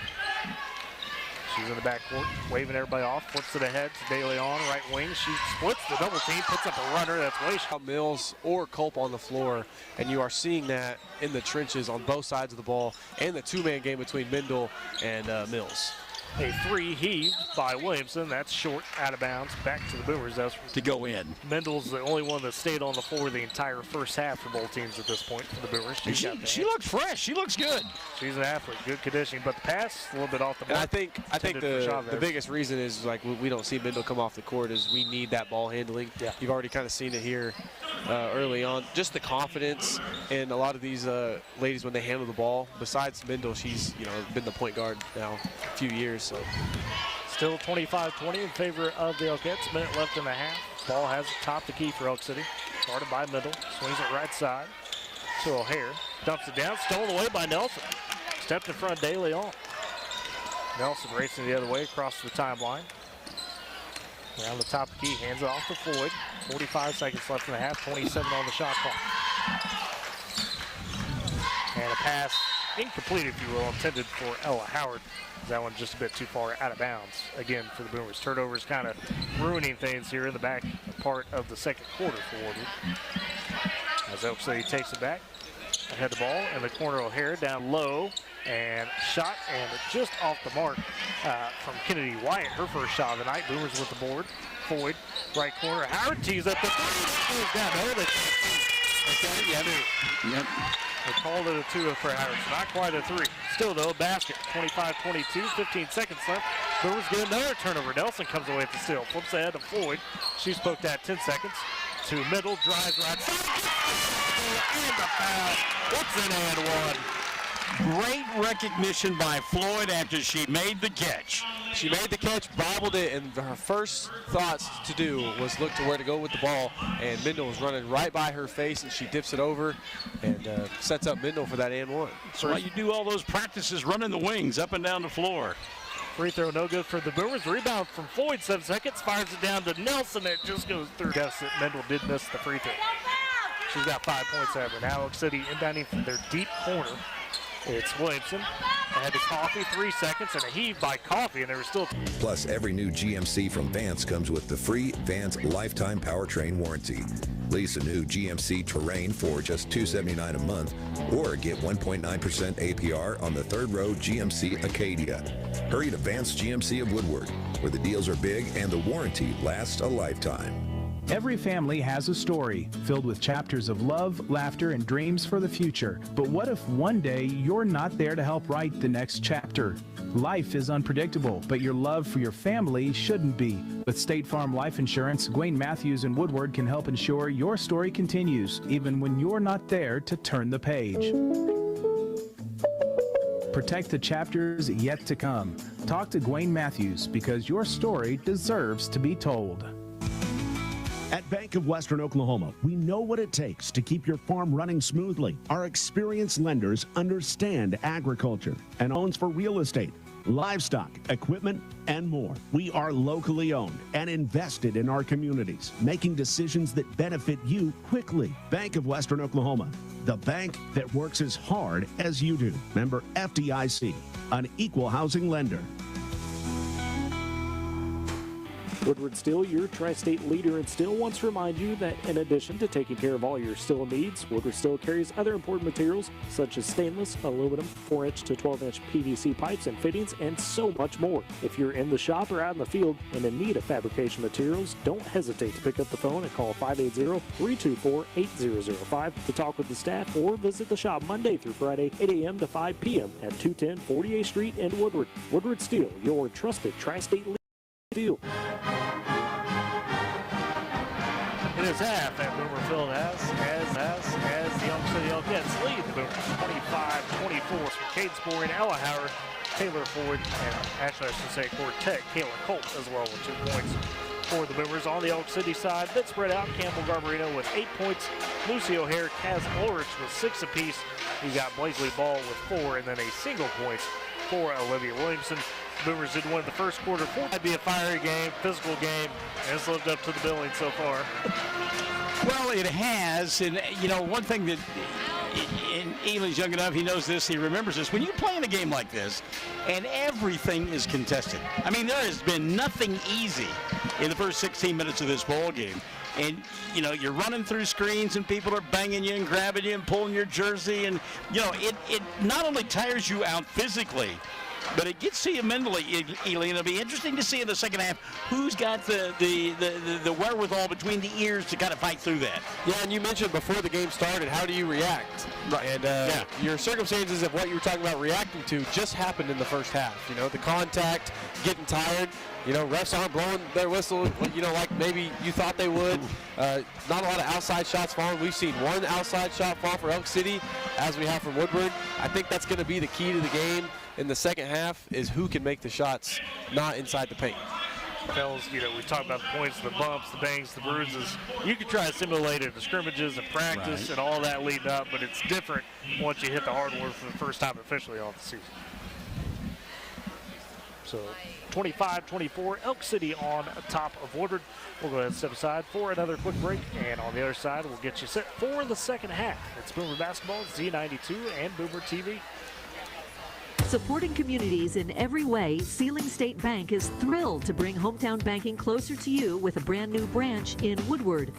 Welcome. Now offering full-service banking close to home, from personal checking and savings to home and commercial loans, Sealing State Bank has you covered. Enjoy the convenience of mobile and online banking, wire transfers, and so much more. Sealing State Bank, your trusted partner in Woodward. Come visit at 2314 Williams Avenue and experience hometown banking at its best. Life moves fast, and you deserve internet that keeps up. Say hello to Pioneer Fiber Internet. Blazing fast gig fiber speeds designed for the way you live, work, and play. From ultra-smooth streaming and lag-free gaming to lightning-fast downloads and crystal-clear video calls, Gig Fiber gives you the speed and reliability to do it all. Ready to upgrade your internet experience? Visit gopioneer.com to sign up today. Enjoy mile after winter mile on tires you can trust for any adventure in any weather. Between September 24th and December 1st.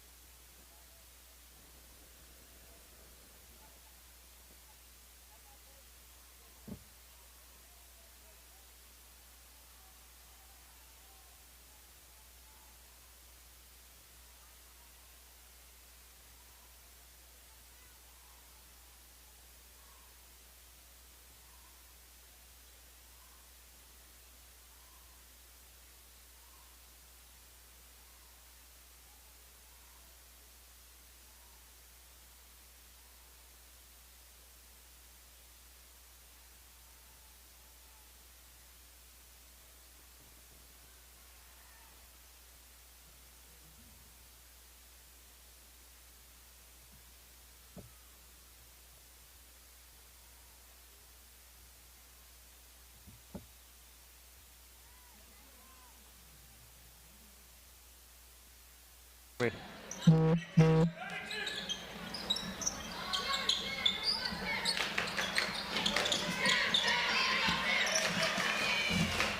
you're good. All right, back live. Sorry about those quick technical issues. Elk City leading 29-26. We're underway in the second half.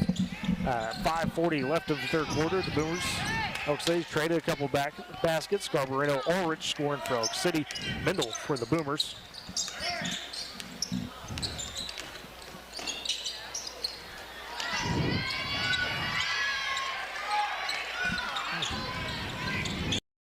Okay.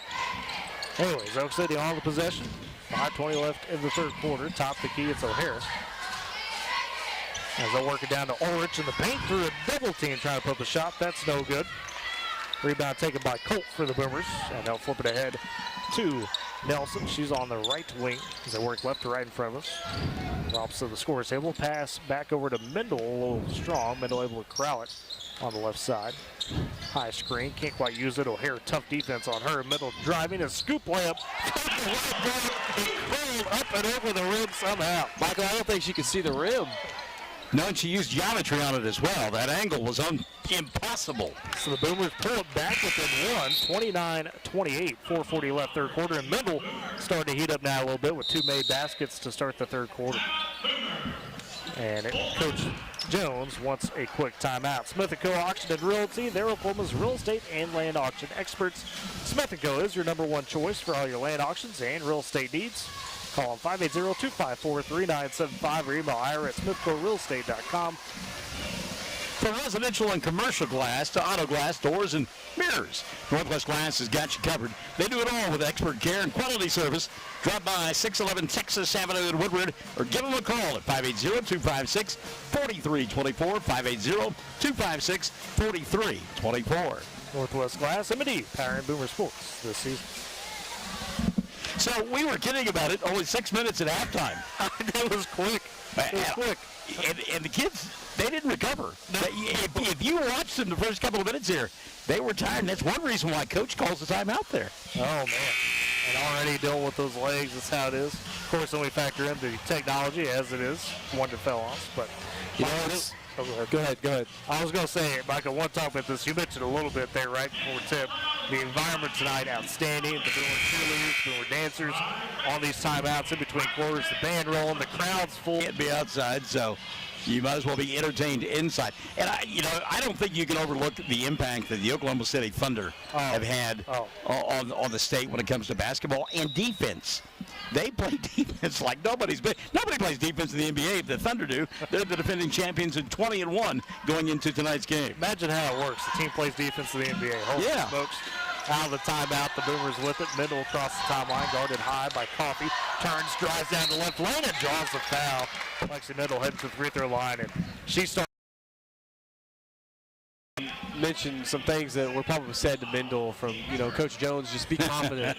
Be confident. Yeah. You're getting to your spots. We've seen her miss multiple, open, lightly contested layups. Now she's just keeping that head down and driving forward, and now it's working out for her. First free throw off for Mendel. Remains 29-28 in favor of Elk City. 4:25 third quarter. Second free throw on the way, too strong as well. Rebound though, fought forward, and it works its way to Elk City as O'Hara takes it, but now Mendel trying to race back and strip it away. But I think they get her for a foul, unfortunately. It is. I think she was just out of bounds. Yeah, I don't think it was a foul. So there you go. Not a foul, but out of bounds in front of the scorer's table. As it will be ball inbounding to Coffey in the backcourt. Back to ball, right wing inside Ulrich, and she took a bit of a shot. They wave off the shot for Ulrich. That would have been good instead of fouling. But how come we didn't call it in the first half? Right. Inbounds for Elk City, goes long to Ulrich near the timeline. Spins it back to Williamson, but stolen away by Mendel. She'll calm it down, about 4:05 left third quarter. Boomers trail 29-28. Mendel high left wing on the dribble, trying to get around. Williamson does, kicks on the corner. Nelson steps in, thinks about the two-pointer. Free throw line to Mills. Kicks out left wing. Howard, she'll take the three. That's short, though, off the side of the rim. Rebound right to Ulrich as Elk City pushes back. Williamson, a crossover dribble, feeds it down the ball on the block, left side, puts up the layup, and it rounds in, and she gets the foul. It's an and one for Elk City. I know we ended up on the other end with an and one basket, but that was great ball movement there. You know, good penetration from Mendel. She kicked it out. The ball made its way all the way around to the other side. We had an open shot in the left corner, didn't fall. You just got to stick with that because that's what you want to see on the offensive side. And the free throw good for a ball. She's got 7. 32-28, 3:43, third quarter. Boomers trail. As inbound to Harrod, she'll handle the dribbling. Now flips it to middle. I don't know if you saw it or not, Tyler, but setting down is Floyd, and back in the lineup, Caitlin Colt. There you go. So back to the two bigs for the Boomers. As Mendel, top key, trying to drive left elbow. Down to Cope on the block, kicks out. Nelson open for 3, takes it.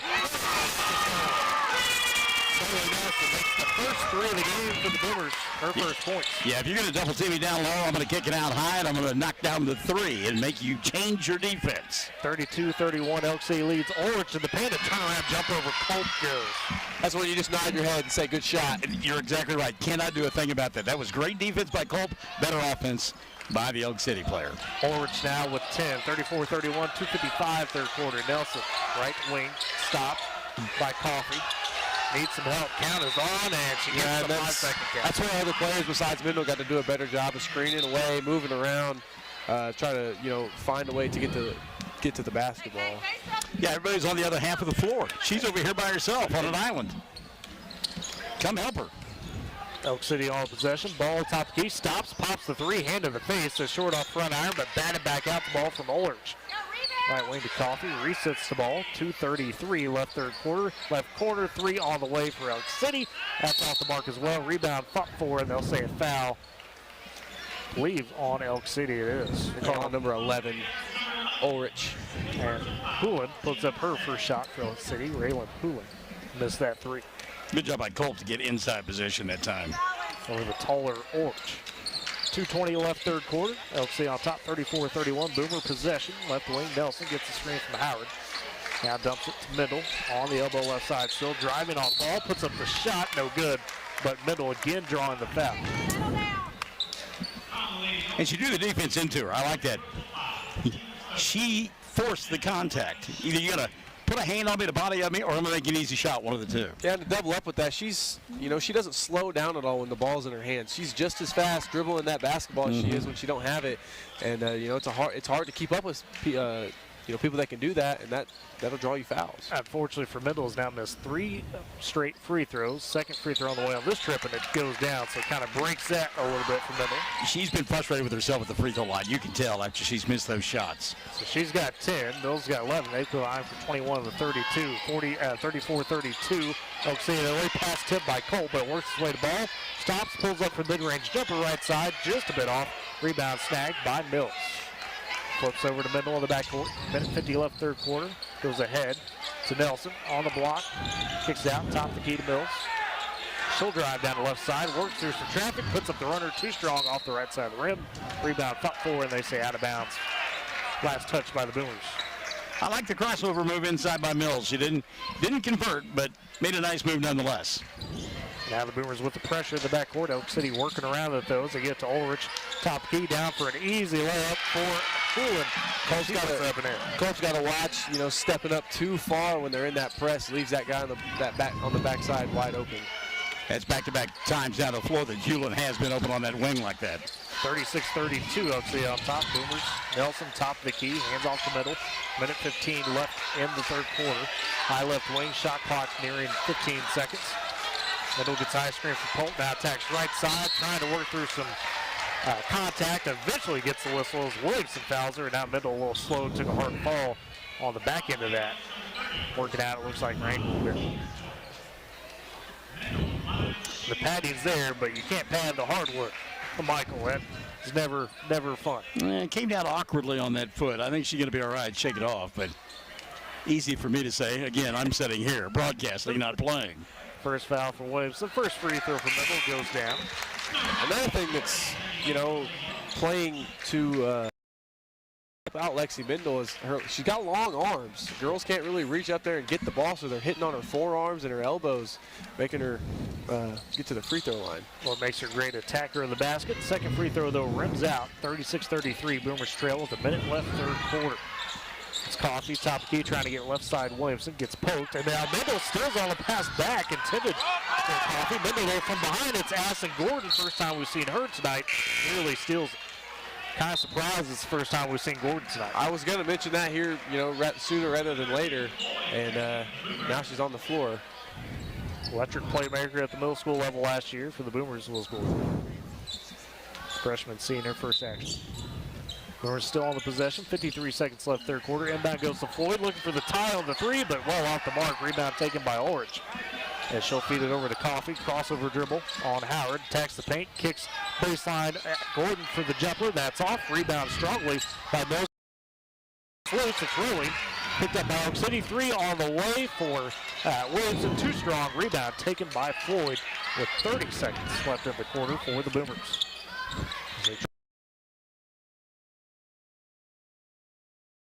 Top of the key. Getting a high screen from Nelson, and Nelson, and an illegal screen is what they said. A little bit too much movement. Nathan Jones disputing that call, but I think Nelson did get on Colt. Misses the shot. Second chance for Ulrich. No good as well. Rebound taken by Mills. Just 6 seconds. Pushes up court across the timeline with 4. Left wing Floyd. He's at the buzzer for 3, and that's short. City goes into the fourth with a 36-33 lead over Woodward. We'll step aside. It's Boomer Basketball on Z92 and Boomer TV. Van Chevrolet of Woodward has been busy with 0%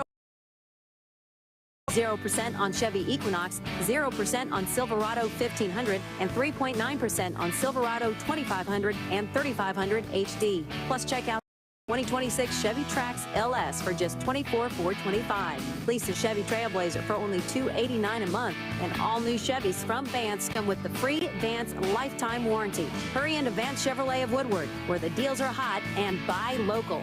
For more than a century, Bank of Western Oklahoma has stood by our communities, understanding the unique culture and values that make Western Oklahoma special.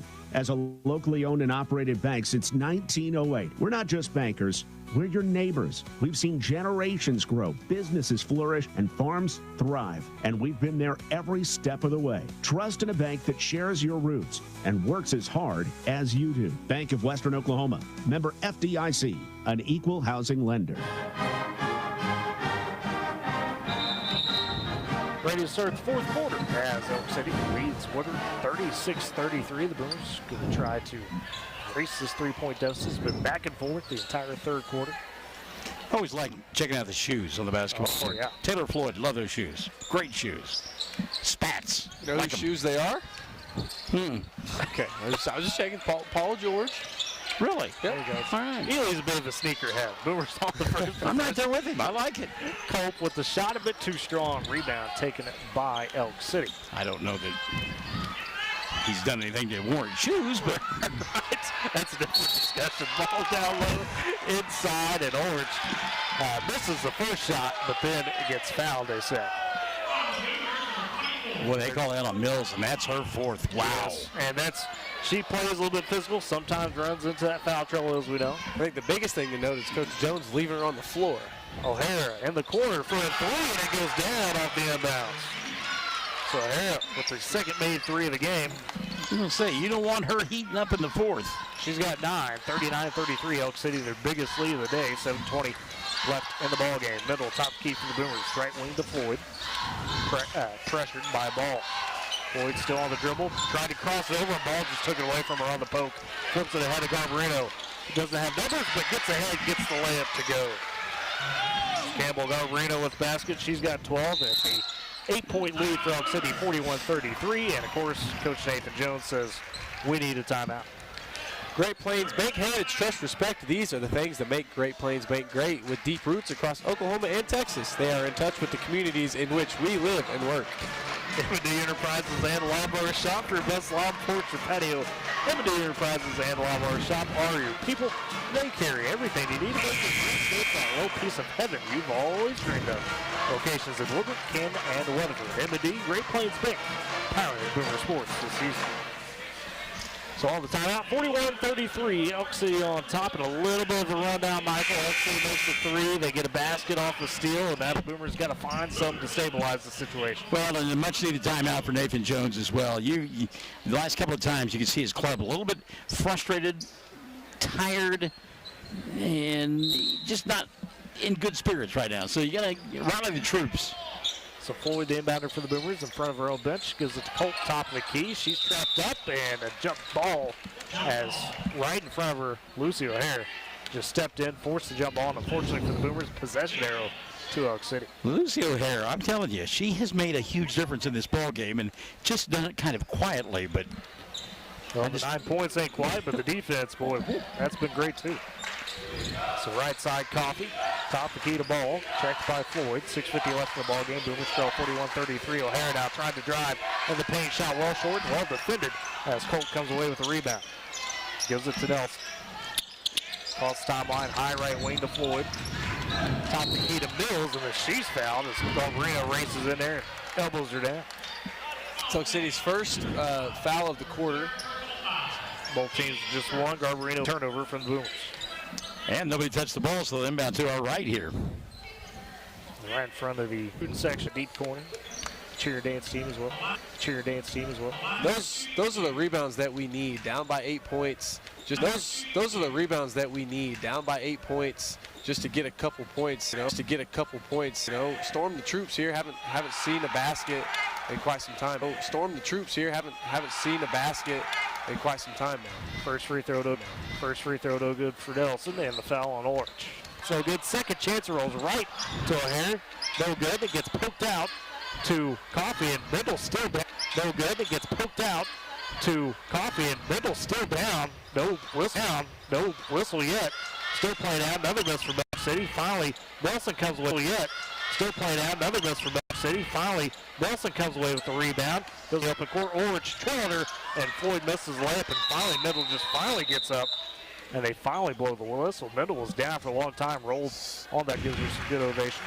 So for the Boomers, the 5 will be Colt, Mills, Nelson, Floyd, and Howard now. And as a parent, you sit there, you watch your child out there, and your heart's in your throat. And again, Elk City, they were on the offensive end. You can't stop playing them. Yeah. So Elk City on possession, ball high right wing. Clock a little bit. And now pass back to Coffee, guarded high by Floyd. Coffee trying to drive, flips past Garbarino, good off, but Garbarino catches it. Shot clock down to 14. Top key to O'Hare, she'll reset with 10 on the shot clock. Gets a high screen from Orange, stops, gives it to her free throw line with 7. Orange just puts up the jumper, not even close, rebounded by Mills. Back to the Boomers, you got to go. And Mills is doing just that, pushing down the right side, but a steal by Coffee. Goes straight on it. Now her and Floyd race down the other way, gets past Floyd, and Mills comes back and affects the shot, but she's the last to touch it. It'll stay with the Elkettes. That's a gutsy defensive play when you've got 4 personals.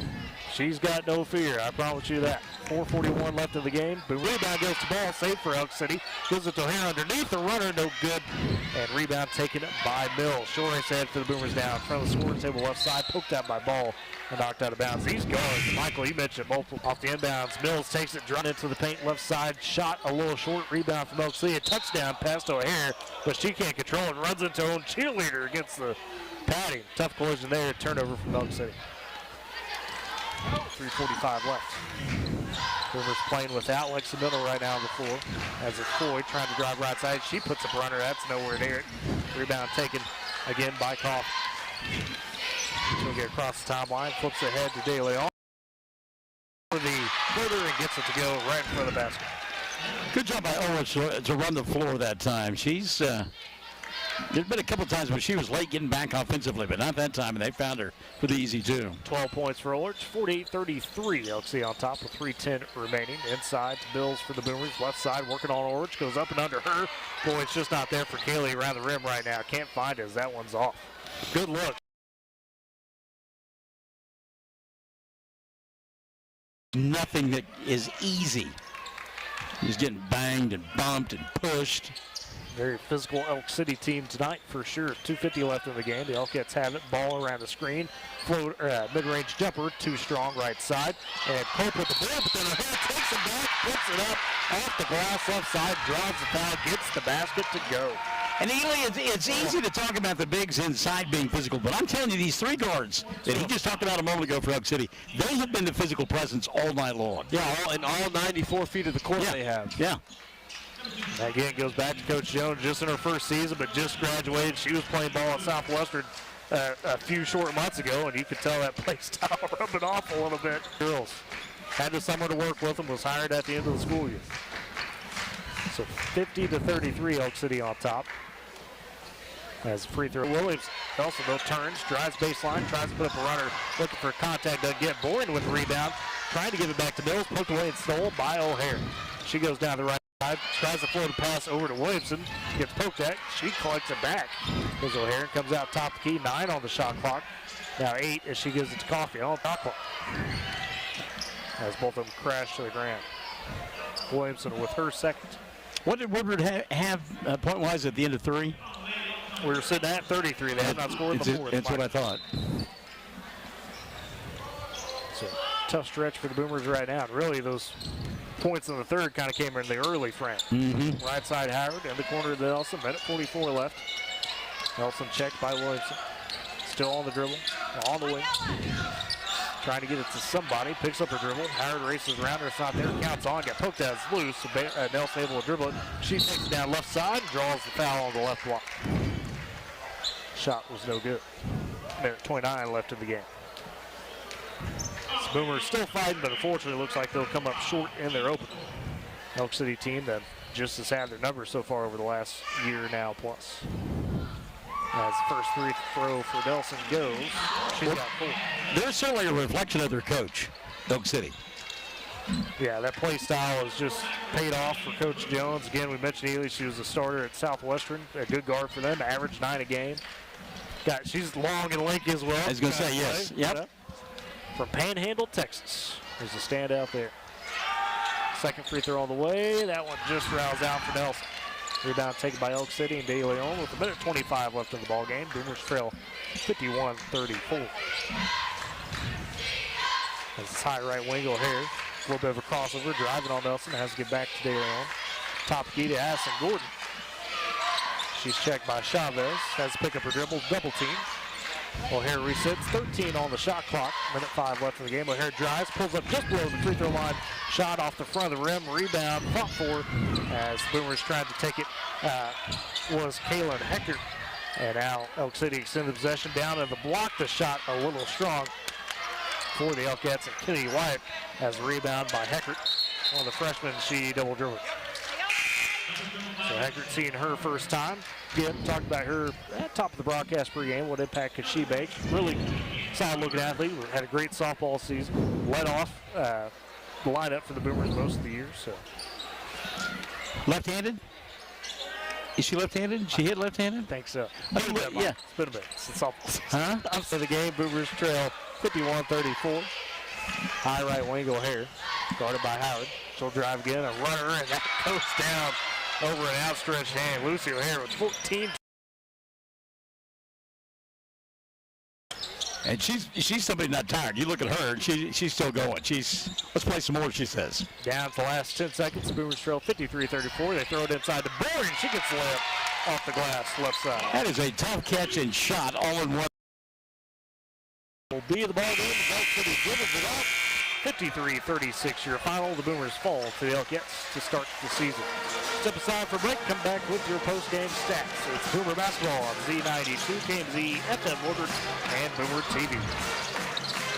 Every family has a story filled with chapters of love. Insurance, Gwaine Matthews and Woodward can help ensure your story continues, even when you're not there to turn the page.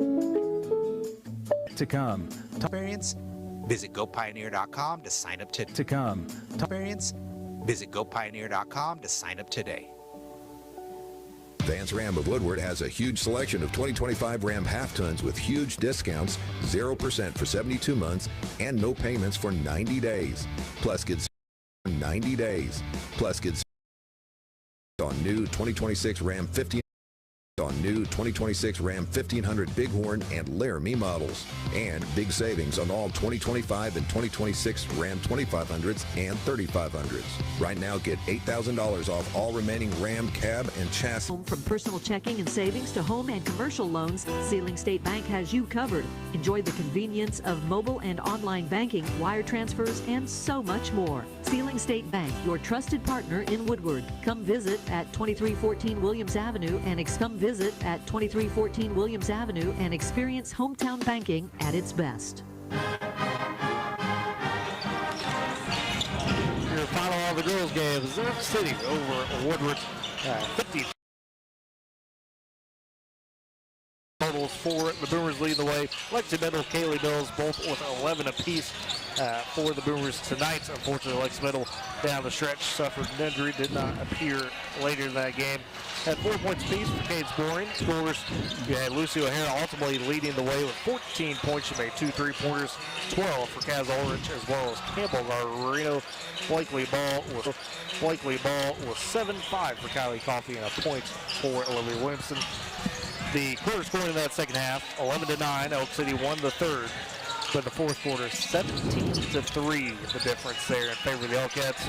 And that three for the Boomers, unfortunately, did not come to the final minutes. It was just Elk City taking control of that fourth quarter.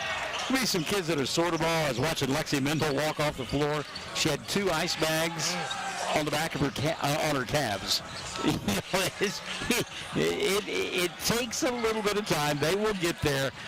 But again, for me, the difference in the ballgame, Eli, I don't know if you agree or not, I thought it was pretty much a stalemate inside. It was the guard play of Elk City, especially on the defensive end, difference in this one.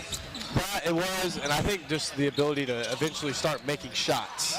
Yeah. We've seen Coffey for Elk City make 2 to 3 outside shots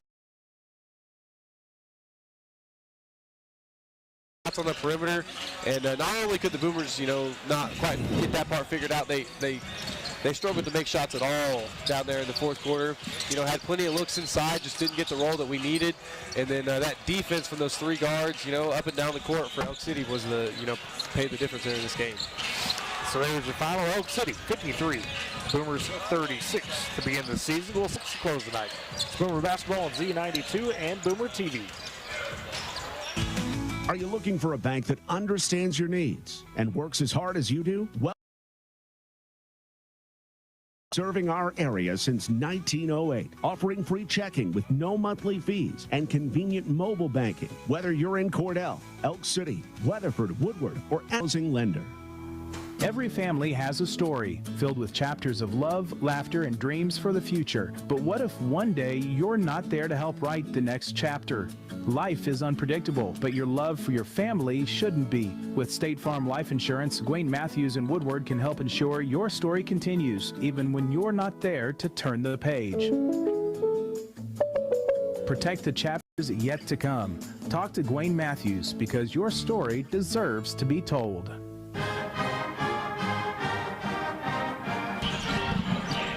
Jimmy Craig, Boomer field now. So you get set for the Woodward boys to take on the Elk City Elks. Of course, the Woodward boys last year 3-0 against the Elks.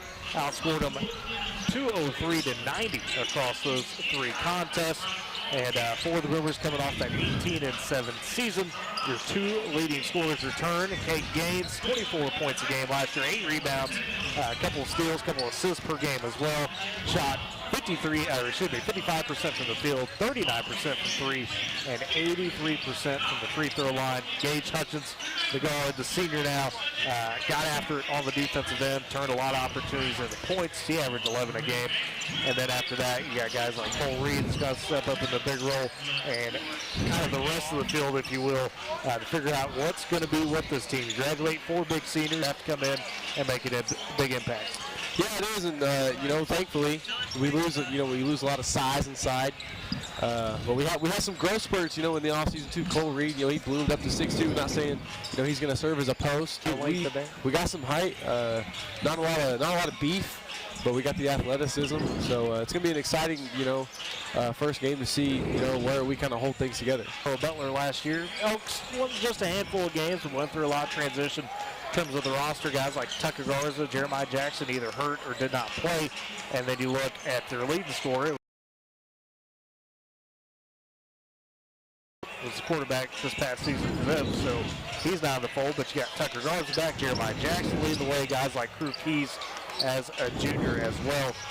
So tough to gauge what you're going to have for the Elks. We know on the football side, very tough team. We know a guy like Tucker Garza Ely is one of those that has a load to deal with from a physicality standpoint as a running back.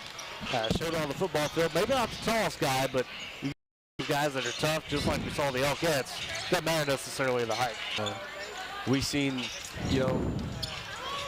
they've been good, on the football side of things for last year. Have to deal with that, but there's no secret about him now.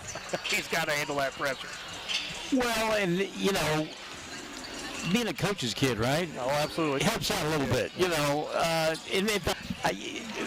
I always like coaches' kids being the leader of the club because they always are able to handle that adversity. They're just used to it. To add on to being the coach's kid of this team, not only are you a coach's kid, but you're a coach's kid of a woman who has a banner up there that says Gatorade Player of the Year. Yeah. That's a tall task to live up to. So it also adds that competitive spirit into you because you want to live up to that. You want to be better than that. So I just love that, the whole scenario there. And let me take that a step further. And not only that, but she not only was the Gatorade Player of the Year, but she had a fabulous career at the University of Texas playing college basketball. Started on a Final Four team. I mean, so again, when the coach is your parent and they come with that kind of resume, as the kid, you're kind of like, okay, yeah, I got some shoes to fill. I can handle this stuff. With that, we'll step aside for a final break and come back with your starting lineups at opening 10. It's Boomer Basketball on Z92 and Boomer TV. It's the year-end sales event at Advanced GMC of Woodward. Get 0% on select GMC Sierra half-tons and check out the great selection of trucks and SUVs ready to go. Plus, every new GMC from Vance comes with the free Vance lifetime powertrain warranty. Lease a new GMC Terrain for just $279 a month or get 1.9% APR. Third row GMC Acadia. Hurry to Vance GMC of Woodward, where the deals are big and the warranty lasts a lifetime. Life moves fast, and you deserve internet that keeps up. Say hello to Pioneer Fiber Internet with blazing fast gig fiber speeds designed for the way you live, work, and play. From ultra-smooth streaming and lag-free gaming to lightning-fast downloads and crystal-clear video calls, Gig Fiber gives you the speed and reliability to do it all. Ready to upgrade your internet experience? Visit gopioneer.com to sign up today. Supporting communities in every way, Sealing State Bank is thrilled to bring hometown banking closer to you with a brand new branch in Woodward. Welcome. Now offering full-service banking close to home, from personal checking and savings to home and commercial loans, Sealing State Bank has you covered. Enjoy the convenience of mobile and online banking, wire transfers, and so much more. Sealing State Bank, your trusted partner in Woodward. Come visit. 4 new Michelin passenger or light truck tires. Visit your Michelin dealer, High Plains Tire at 2220 Main in Woodward. See MichelinMan.com/autos/deals-promotions-and-rebates for complete details. Offer expires 12/9/2025. Hungry? Head to Longshots Bar and Grill in downtown Woodward. Bring the whole crew for juicy ribeye steaks, giant burgers, wings from mild to flaming hot, fresh salads, and more. There's something for everyone, including the kids. Planning a party or team celebration? Check out the upstairs golf and gun bays or ask about our group catering options. Longshots Bar and Grill, downtown Woodward's favorite hangout and the official home of the Boomer Coaches Show every Wednesday from 6 to 7. Come hungry, leave happy, and make it a night to remember. And back at Boomer Fieldhouse, getting ready to start this one. Your starters for the Elk City Elks: Tucker Garza, Kai Brock, Crew Keys, Jeremiah Jackson. Oh, excuse me, not Jeremiah Jackson. Kingston Dixon, number 14. Thank you. Yes, that was the one I was missing. For the Boomers: Jake Graff, Gage Hutchins, Grayson Roach, Caden Gaines, and Cole Reed. Your 5. And it's Gaines in the circle for the Boomers. There are their whites working right to left in front of us. Elk City left to right as the Boomers. And Caden Gaines winning the tip to start. Jake Graff, the point guard, takes the handle, top of the key. Trying to get to Gaines. Tough passes it to Reed. Right wing Left wing to Graff. Being guarded tightly. Reed tees up a three, top of the key. That bounces off the glass, off the rim, no good. Rebound taken by Tucker Garza. And racing ahead for the Elks. Trying to pass it. Loose, taken by Roach, and then he loses the handle. That's picked up by Keys, trying to drive. Shot no good there, and Roach with the rebound for the Boomers. Puts it ahead to Gaines, to Reed, driving down the left side, puts up the right. That's good. Reed gets the scoring going for the Boomers. Good body control to get around the bigger defender. And now the other way for Elk City. Three all the way, and good from Tucker Garza, the senior. Star on the football field, hits the three to get things going for Elk City. Good looking athlete. 3-2 Gaines the other way, mid-range pull. You love it when your big can shoot from 12 to 15 feet from the basket. 6:55 first quarter, a fast start, 4-3 Boomers on top. Now pressure from Hutchins. And are they going to say foul or jump ball? Jump ball, they say. The hustle there from Gage Hutchins was terrific. Possession arrow to Elk City. So keep possession, 6:52 first quarter. Inbounds for Garza in front of the Boomer bench as Woodward leads 4-3. Garza throws it to Putman in the backcourt. Putman on the handle, guarded by Hutchins. High right wing, now at the top of the key, bounces it to Brat. Down low, nice cut by Keys, and he gets the layup right side. And that's a great pass from Brat. Grayson Roach hadn't even turned his back yet. That was a great pass. Hutchins launches the three left corner, too strong. Rebound. He steps up, pulls up the three, that's off the mark. And a foul by Roach on the backside as he slapped over the top of the play. Yeah, you bring up a good point. It wasn't that he made contact with his body, he hit it. I'll call. It's a push. Luke Talley checks in for Grayson Roach. And it's Garza the other way for Elk City as they lead 5-3 in the corner. Jackson off the bench. He pulls up the three. That's way too strong. Rebound. Maybe a dunk.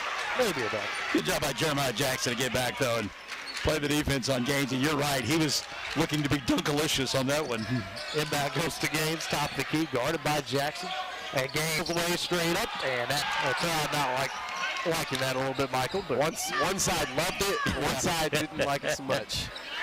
It won't be the last one that we see tonight, fellas. I guarantee you that. We get Gaines from foul off the inbounds. Boomers try to tip it away, but it'll stay with Elk City. This press from the Boomers is really getting to the Elks here early. It's a press that their coach learned from Coach Peck back in the day. That's right. And now Gaines gets the steal off that press for its lips.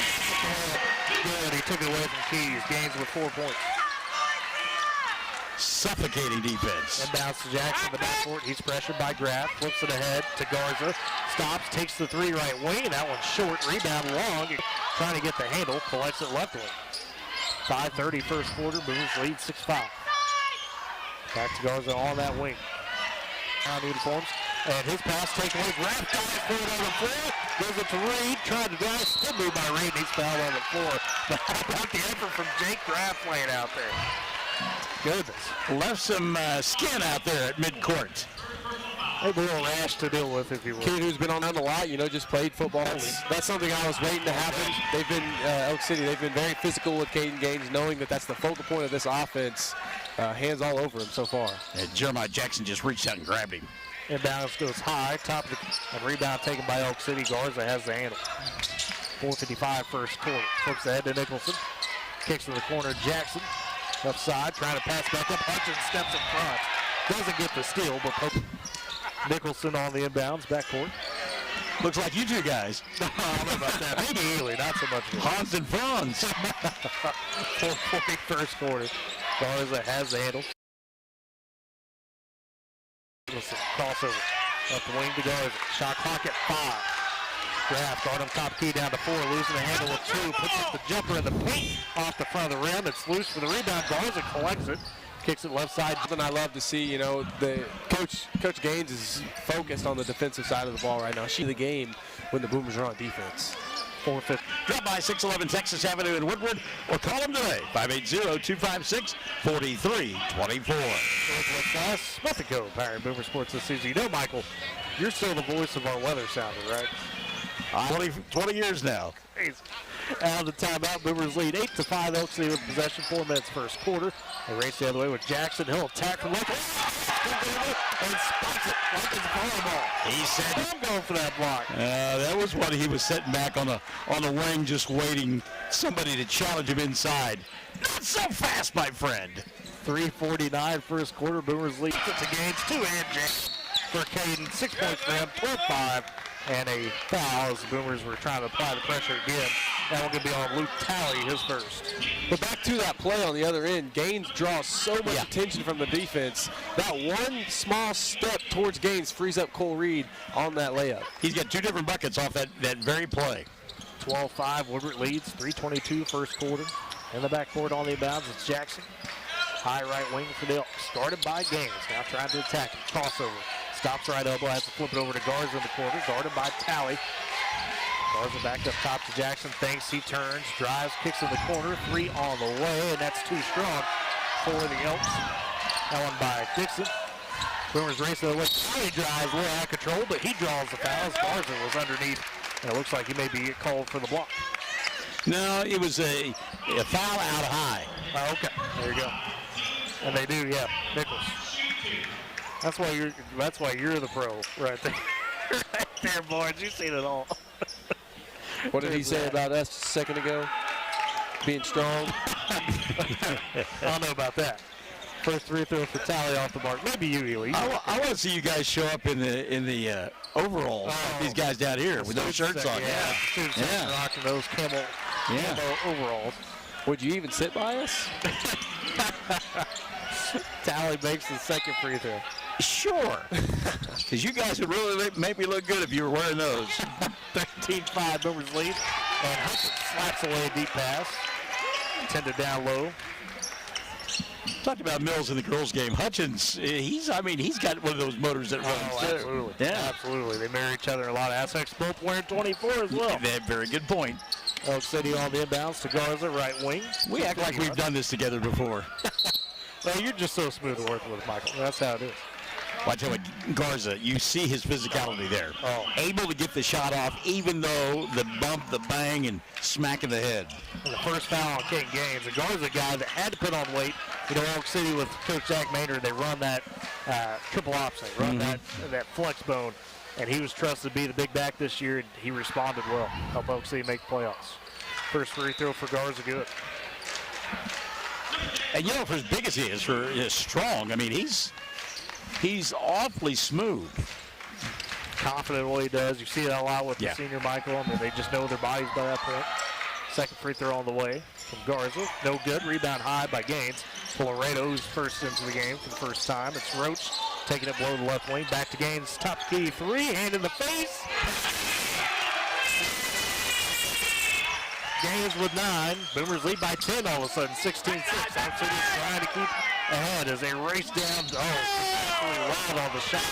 And they'll call Gaines for the foul. And smart move by Evan Pittman to get himself in a spot to make it look like Gaines did something. And we've got Gaines' dad right behind us.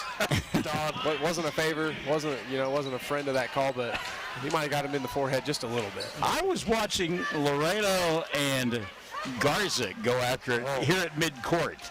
They had quite a collision. That's two seniors as well battling each other. Putman misses his first free throw off right side, but we still lead 16-6, 2:28 first quarter. And while everybody was focused on what was going on underneath the basket, these two were at midcourt going, excuse me? They weren't exchanging Christmas cards, I can promise you that. That was fun. Second free throw on the way from Putman. Rims out Roach, the long rebound, or the tall rebound, I should say. Hands off to Cole Reed. We're rocking the headband. Left wing to Hutchins. Right side, Laredo steps up, takes the 3, just a bit strong, and rebound. Roach takes it. Hutchins almost got it himself in the corner to Reed. Back to Hutchins, turns, attacks, tough runner off the glass. He was looking for the foul somewhere, too. Probably had the contact to go up, but his first basket, 18-6, 2 minutes first quarter, Boomers lead. Jeremiah Jackson goes full court collision, no call there. The shot missed, Roach the board up ahead.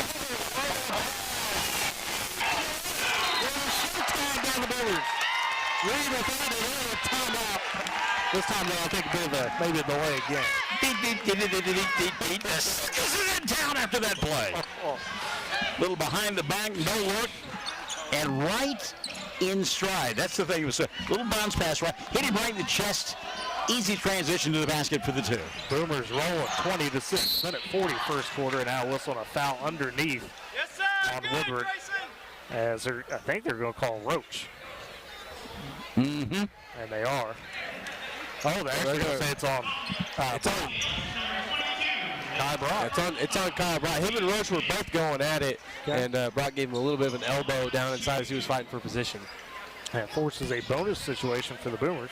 So Roach goes to the free throw line. Oh, nope, they're saying okay. No free throws, but it is Boomer basketball. Okay. We got the B up there. I think we're one short, Michael. Is that the case? I'm a little confused on that one. Well, and now we've got the double Bs. I believe what they're saying is that it was an offensive foul. That's why there's no free throws. Fair enough.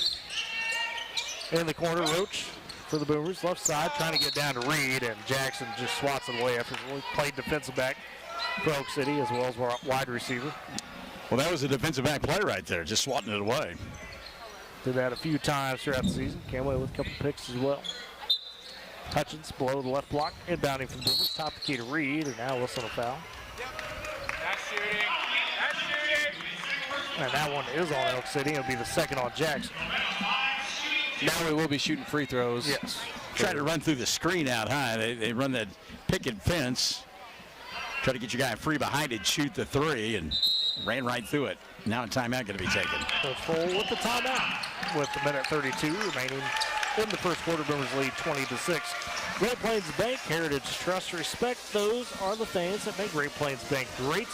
With deep roots across Oklahoma and Texas, they're in touch with communities in which the Castellan, Portor, Patio, Limity Enterprises, and the Lawnmower Shop are your people. They carry everything you need to make your greenscape that will put some heavenly match. And which is a tough spot for them to be in because the winner of that will play Ohio State. Bring on the Buckeyes. So they win the Big Ten championship. And they've got to beat Indiana on Saturday night first. Don't sleep on the Hoosiers. Talk about getting money behind I it. still don't know who's going to coach them. Right. Well, I heard they recalled their OC. Lane Kiffin allowed Charlie Weiss Jr. to come back and coach, is what he said. So interested there. Roach at the free throw line makes the first. He's got a point. Second one pops high, goes out. 21-6 Boomers lead, but Elk City with the rebound as they'll push ahead. Dixon, top the key. Left wing to Putman in the corner. So they'll swing around up to Keys, and he launches the three in rhythm and gets it to go. Two Keys with the three. In rhythm and in motion. You hit it on the head. As Aaron Laredo the other way for the Boomers as they lead 21-9. Top key for the senior, left wing to Hutchins. He's guarded tightly, now attacks to the basket. Getting a little contact, first layup up and good. And by the way, you're doing all this with Caden Gaines on the bench. You're extending the lead with Gaines on the bench. And we've been, a couple of minutes now. Yeah. Gaines on the bench. 55 seconds remaining in the quarter. Boomers lead. Over the back, yep. And the senior with some great defense at the timeline. And that's absolutely what it is, the defensive side. You know, Elk City doesn't even know what to do on either side. It's stunning them so much. And then just the intensity on the offensive end, that quick first step from Gage Hutchins to get inside and use his strength to get the right position that he needs. Hutchins left wing, pumps it down to Roach, inside to Talley, trying to go with the layup a little bit short as good defense by Dixon inside. He takes the rebound. He has the handle left side, 35 seconds more. Elk City trails 23-9.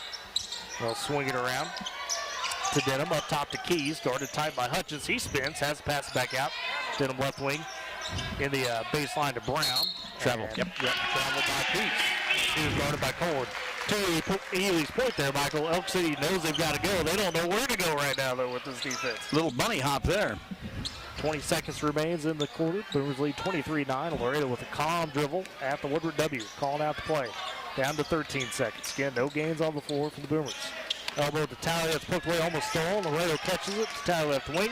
Hutchins cut baseline and challenge out the rim by Denham. Swaps it away. Elk City trying to come up with one last scheme. That's stolen by Payne.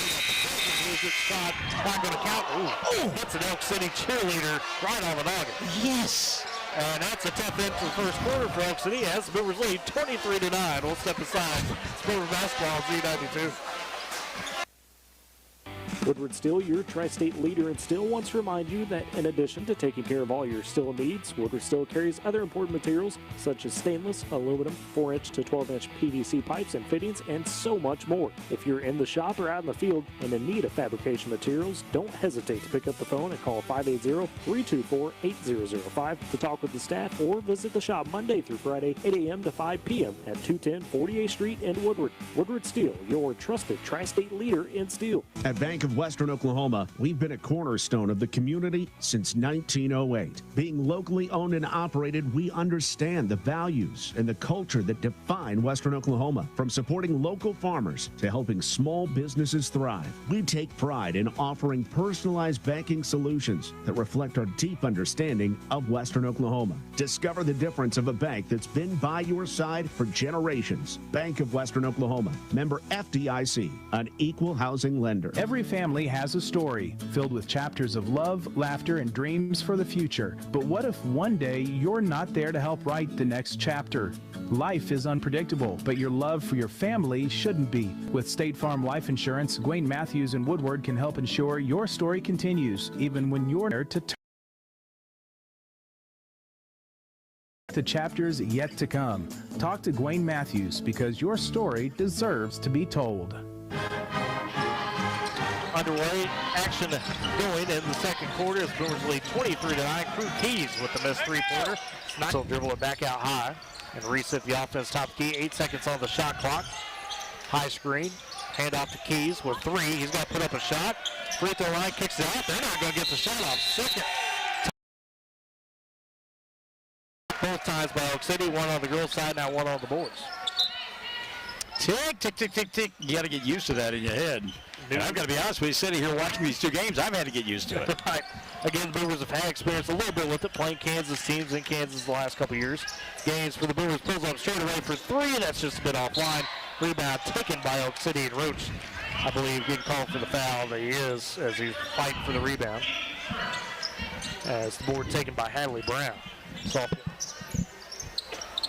7 minutes even left in the half. Boomers lead 23-9, and got a little bit of an issue with Evan Putman.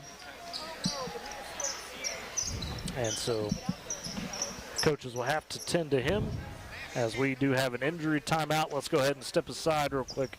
This is Boomer Basketball Z92 and Boomer TV. At Bank of Western Oklahoma, we know what it takes to keep your farm running smoothly. Our experienced lenders understand agriculture and offer competitive loans for real estate, livestock, equipment, and more. We are locally owned and invested in our communities, making decisions that benefit you quickly. Bank of Western Oklahoma, the bank that works as hard as you do. Member FDIC, an equal housing lender. Every family has a story filled with chapters of love, laughter, and dreams for the future. But what if one day you're not there to help write the next chapter? Life is unpredictable, but your love for your family shouldn't be. With State Farm Life Insurance, Gwayne Matthews and Woodward can help ensure your story continues, even when you're not there to turn the page. Protect the chapters yet to come. Talk to Gwayne Matthews, because your story deserves to be told. Life moves fast, and you deserve internet that keeps up. Say hello to Pioneer Fiber Internet with blazing fast gig fiber speeds designed for the way you live, work, and play. From ultra-smooth streaming and lag-free gaming to lightning-fast downloads and crystal-clear video calls, Gig Fiber gives you the speed and reliability to do it all. Ready to upgrade your internet experience? Visit GoPioneer.com to sign up today. Van Chevrolet of Woodward has been busy with 0% on the new Chevy Trailblazer, 0% on Chevy Equinox, 0% on Silverado 1500, and 3.9% on Silverado 2500 and 3500 HD. Plus, check out the new 2026 Chevy Trax LS for just $24,425. Lease a Chevy Trailblazer for only $289 a month, and all new Chevys from Vance come with the free Vance lifetime warranty. Hurry into Van Chevrolet of Woodward, where the deals are hot and buy local.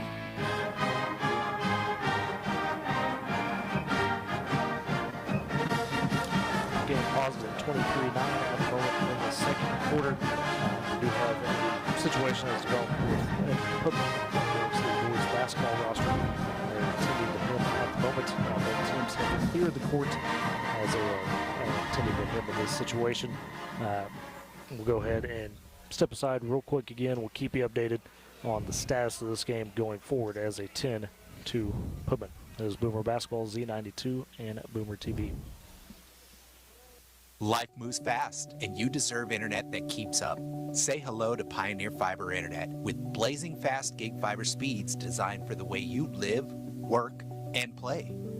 From ultra-smooth streaming and lag-free gaming to lightning-fast downloads and crystal-clear video calls, Gig Fiber gives you the speed and reliability to do it all. Ready to upgrade your internet experience? Visit gopioneer.com to sign up today.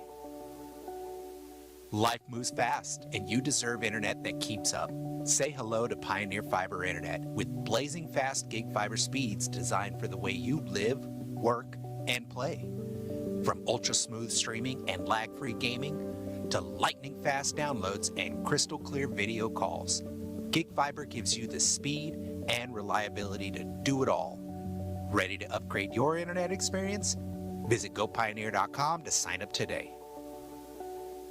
Van Chevrolet of Woodward has been busy with 0% on the new Chevy Trailblazer, 0% on Chevy Equinox, 0% on Silverado 1500, and 3.9% on Silverado 2500 and 3500 HD. Plus, check out the new 2026 Chevy Trax LS for just $24,425. Lease the Chevy Trailblazer for only $289 a month, and all new Chevys from Vance come with the free Vance lifetime warranty. Hurry into Van Chevrolet of Woodward, where the deals are hot and buy local. Supporting communities in every way, Sealing State Bank is thrilled to bring hometown banking closer to you with a brand new branch in Woodward. Welcome. Now offering full-service banking close to home, from personal checking and savings to home and commercial loans, Sealing State Bank has you covered. Enjoy the convenience of mobile and online banking, wire transfers, and so much more. Sealing State Bank, your trusted partner in Woodward. Come visit at 2314 Williams Avenue and experience hometown banking at its best. Woodward Steel, your tri-state leader in steel, wants to remind you that in addition to taking care of all your steel needs, Woodward Steel carries other important materials such as stainless, aluminum, 4-inch to 12-inch PVC pipes and fittings, and so much more. If you're in the shop or out in the field and in need of fabrication materials, don't hesitate to pick up the phone and call 580-324-8005 to talk with the staff, or visit the shop Monday through Friday, 8 a.m. to 5 p.m. at 210 48th Street in Woodward. Woodward Steel, your trusted tri-state leader in steel. Hungry? Head to Longshots Bar and Grill in downtown Woodward. Bring the whole crew for juicy ribeye steaks, giant burgers, wings from mild to flaming hot, fresh salads, and more. There's something for everyone, including the kids. Planning a party or team celebration? Check out the upstairs golf and gun bays, or ask about our group catering options. Longshots Bar and Grill, downtown Woodward's favorite hangout and the official home of the Boomer Coaches Show every Wednesday from 6 to 7. Come hungry, leave happy, and make it a night to remember. Every family has a story filled with chapters of love, laughter, and dreams for the future. But what if one day you're not there to help write the next chapter? Life is unpredictable, but your love for your family shouldn't be. With State Farm Life Insurance, Gwayne Matthews and Woodward can help ensure your story continues, even when you're not there to turn the page. Protect the chapters yet to come. Talk to Gwayne Matthews, because your story deserves to be told. For more than a century, Bank of Western Oklahoma has stood by our communities, understanding the unique culture and values that make Western Oklahoma special. As a locally owned and operated bank since 1908, we're not just bankers, we're your neighbors. We've seen generations grow, businesses flourish, and farms thrive. And we've been there every step of the way. Trust in a bank that shares your roots and works as hard as you do. Bank of Western Oklahoma, member FDIC, an equal housing lender. Enjoy mile after winter mile on tires you can trust for any adventure in any weather. Between September 24th and December 9th, get $80 via reward card or virtual prepaid card after online submission with the purchase of 4 new Michelin passenger or light truck tires. Visit your Michelin dealer, High Plains Tire at 2220 Main in Woodward. See michelinman.com/autos/deals-promotions-and-rebates for complete details. Offer expires 12/9/2025.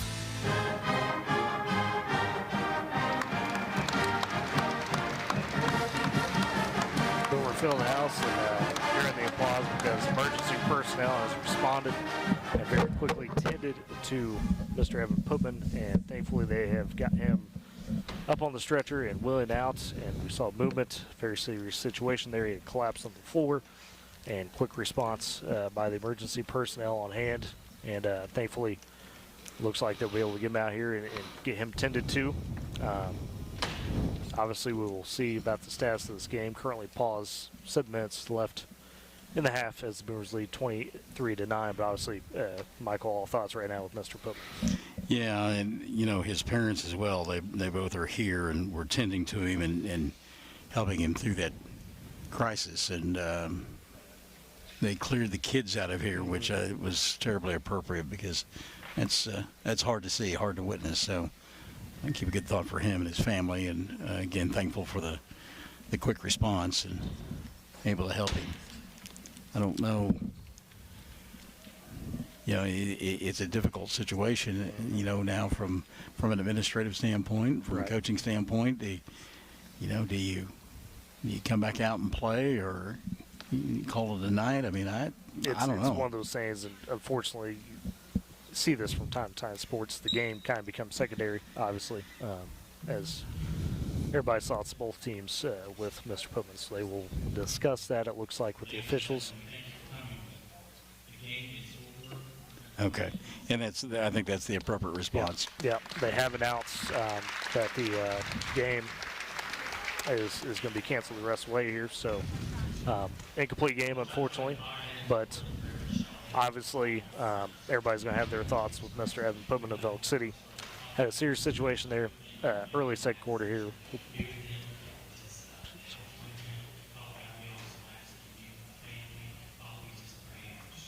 This is trying time. Father, we just look to you, Father God, for healing, grace, and for strength, Father God. Be with them, be with everybody as they go home, and just, Father, just help us keep our faith in you, and keep our eyes on you, and may we not forget this young man this evening when we say our prayers. It's in Jesus' name we praise you, we give you glory. Amen. So your prayer there from PA announcer Troy Harley, also very active in his church, says again this game will not finish between Woodward and Elk City as they dealt with a serious situation with Mr. Evan Putman of the Elk City. So we'll go ahead, step aside for a final break, and we'll come back and put the wraps on the night for you. It is Boomer Basketball on Z92 and Boomer TV. Hungry? Head to Longshots Bar and Grill in downtown Woodward. Bring the whole crew for juicy ribeye steaks, giant burgers, wings from mild to flaming hot, fresh salads, and more. There's something for everyone, including the kids. Planning a party or team celebration? Check out the upstairs golf and gun bays or ask about our group catering options. Longshots Bar and Grill, downtown Woodward's favorite hangout and the official home of the Boomer Coaches Show every Wednesday from 6 to 7. Come hungry, leave happy, and make it a night to remember. Woodward Steel, your tri-state leader in steel, wants to remind you that in addition to taking care of all your steel needs, Woodward Steel carries other important materials such as stainless, aluminum, 4-inch to 12-inch PVC pipes and fittings, and so much more. If you're in the shop or out in the field and in need of fabrication materials, don't hesitate to pick up the phone and call 580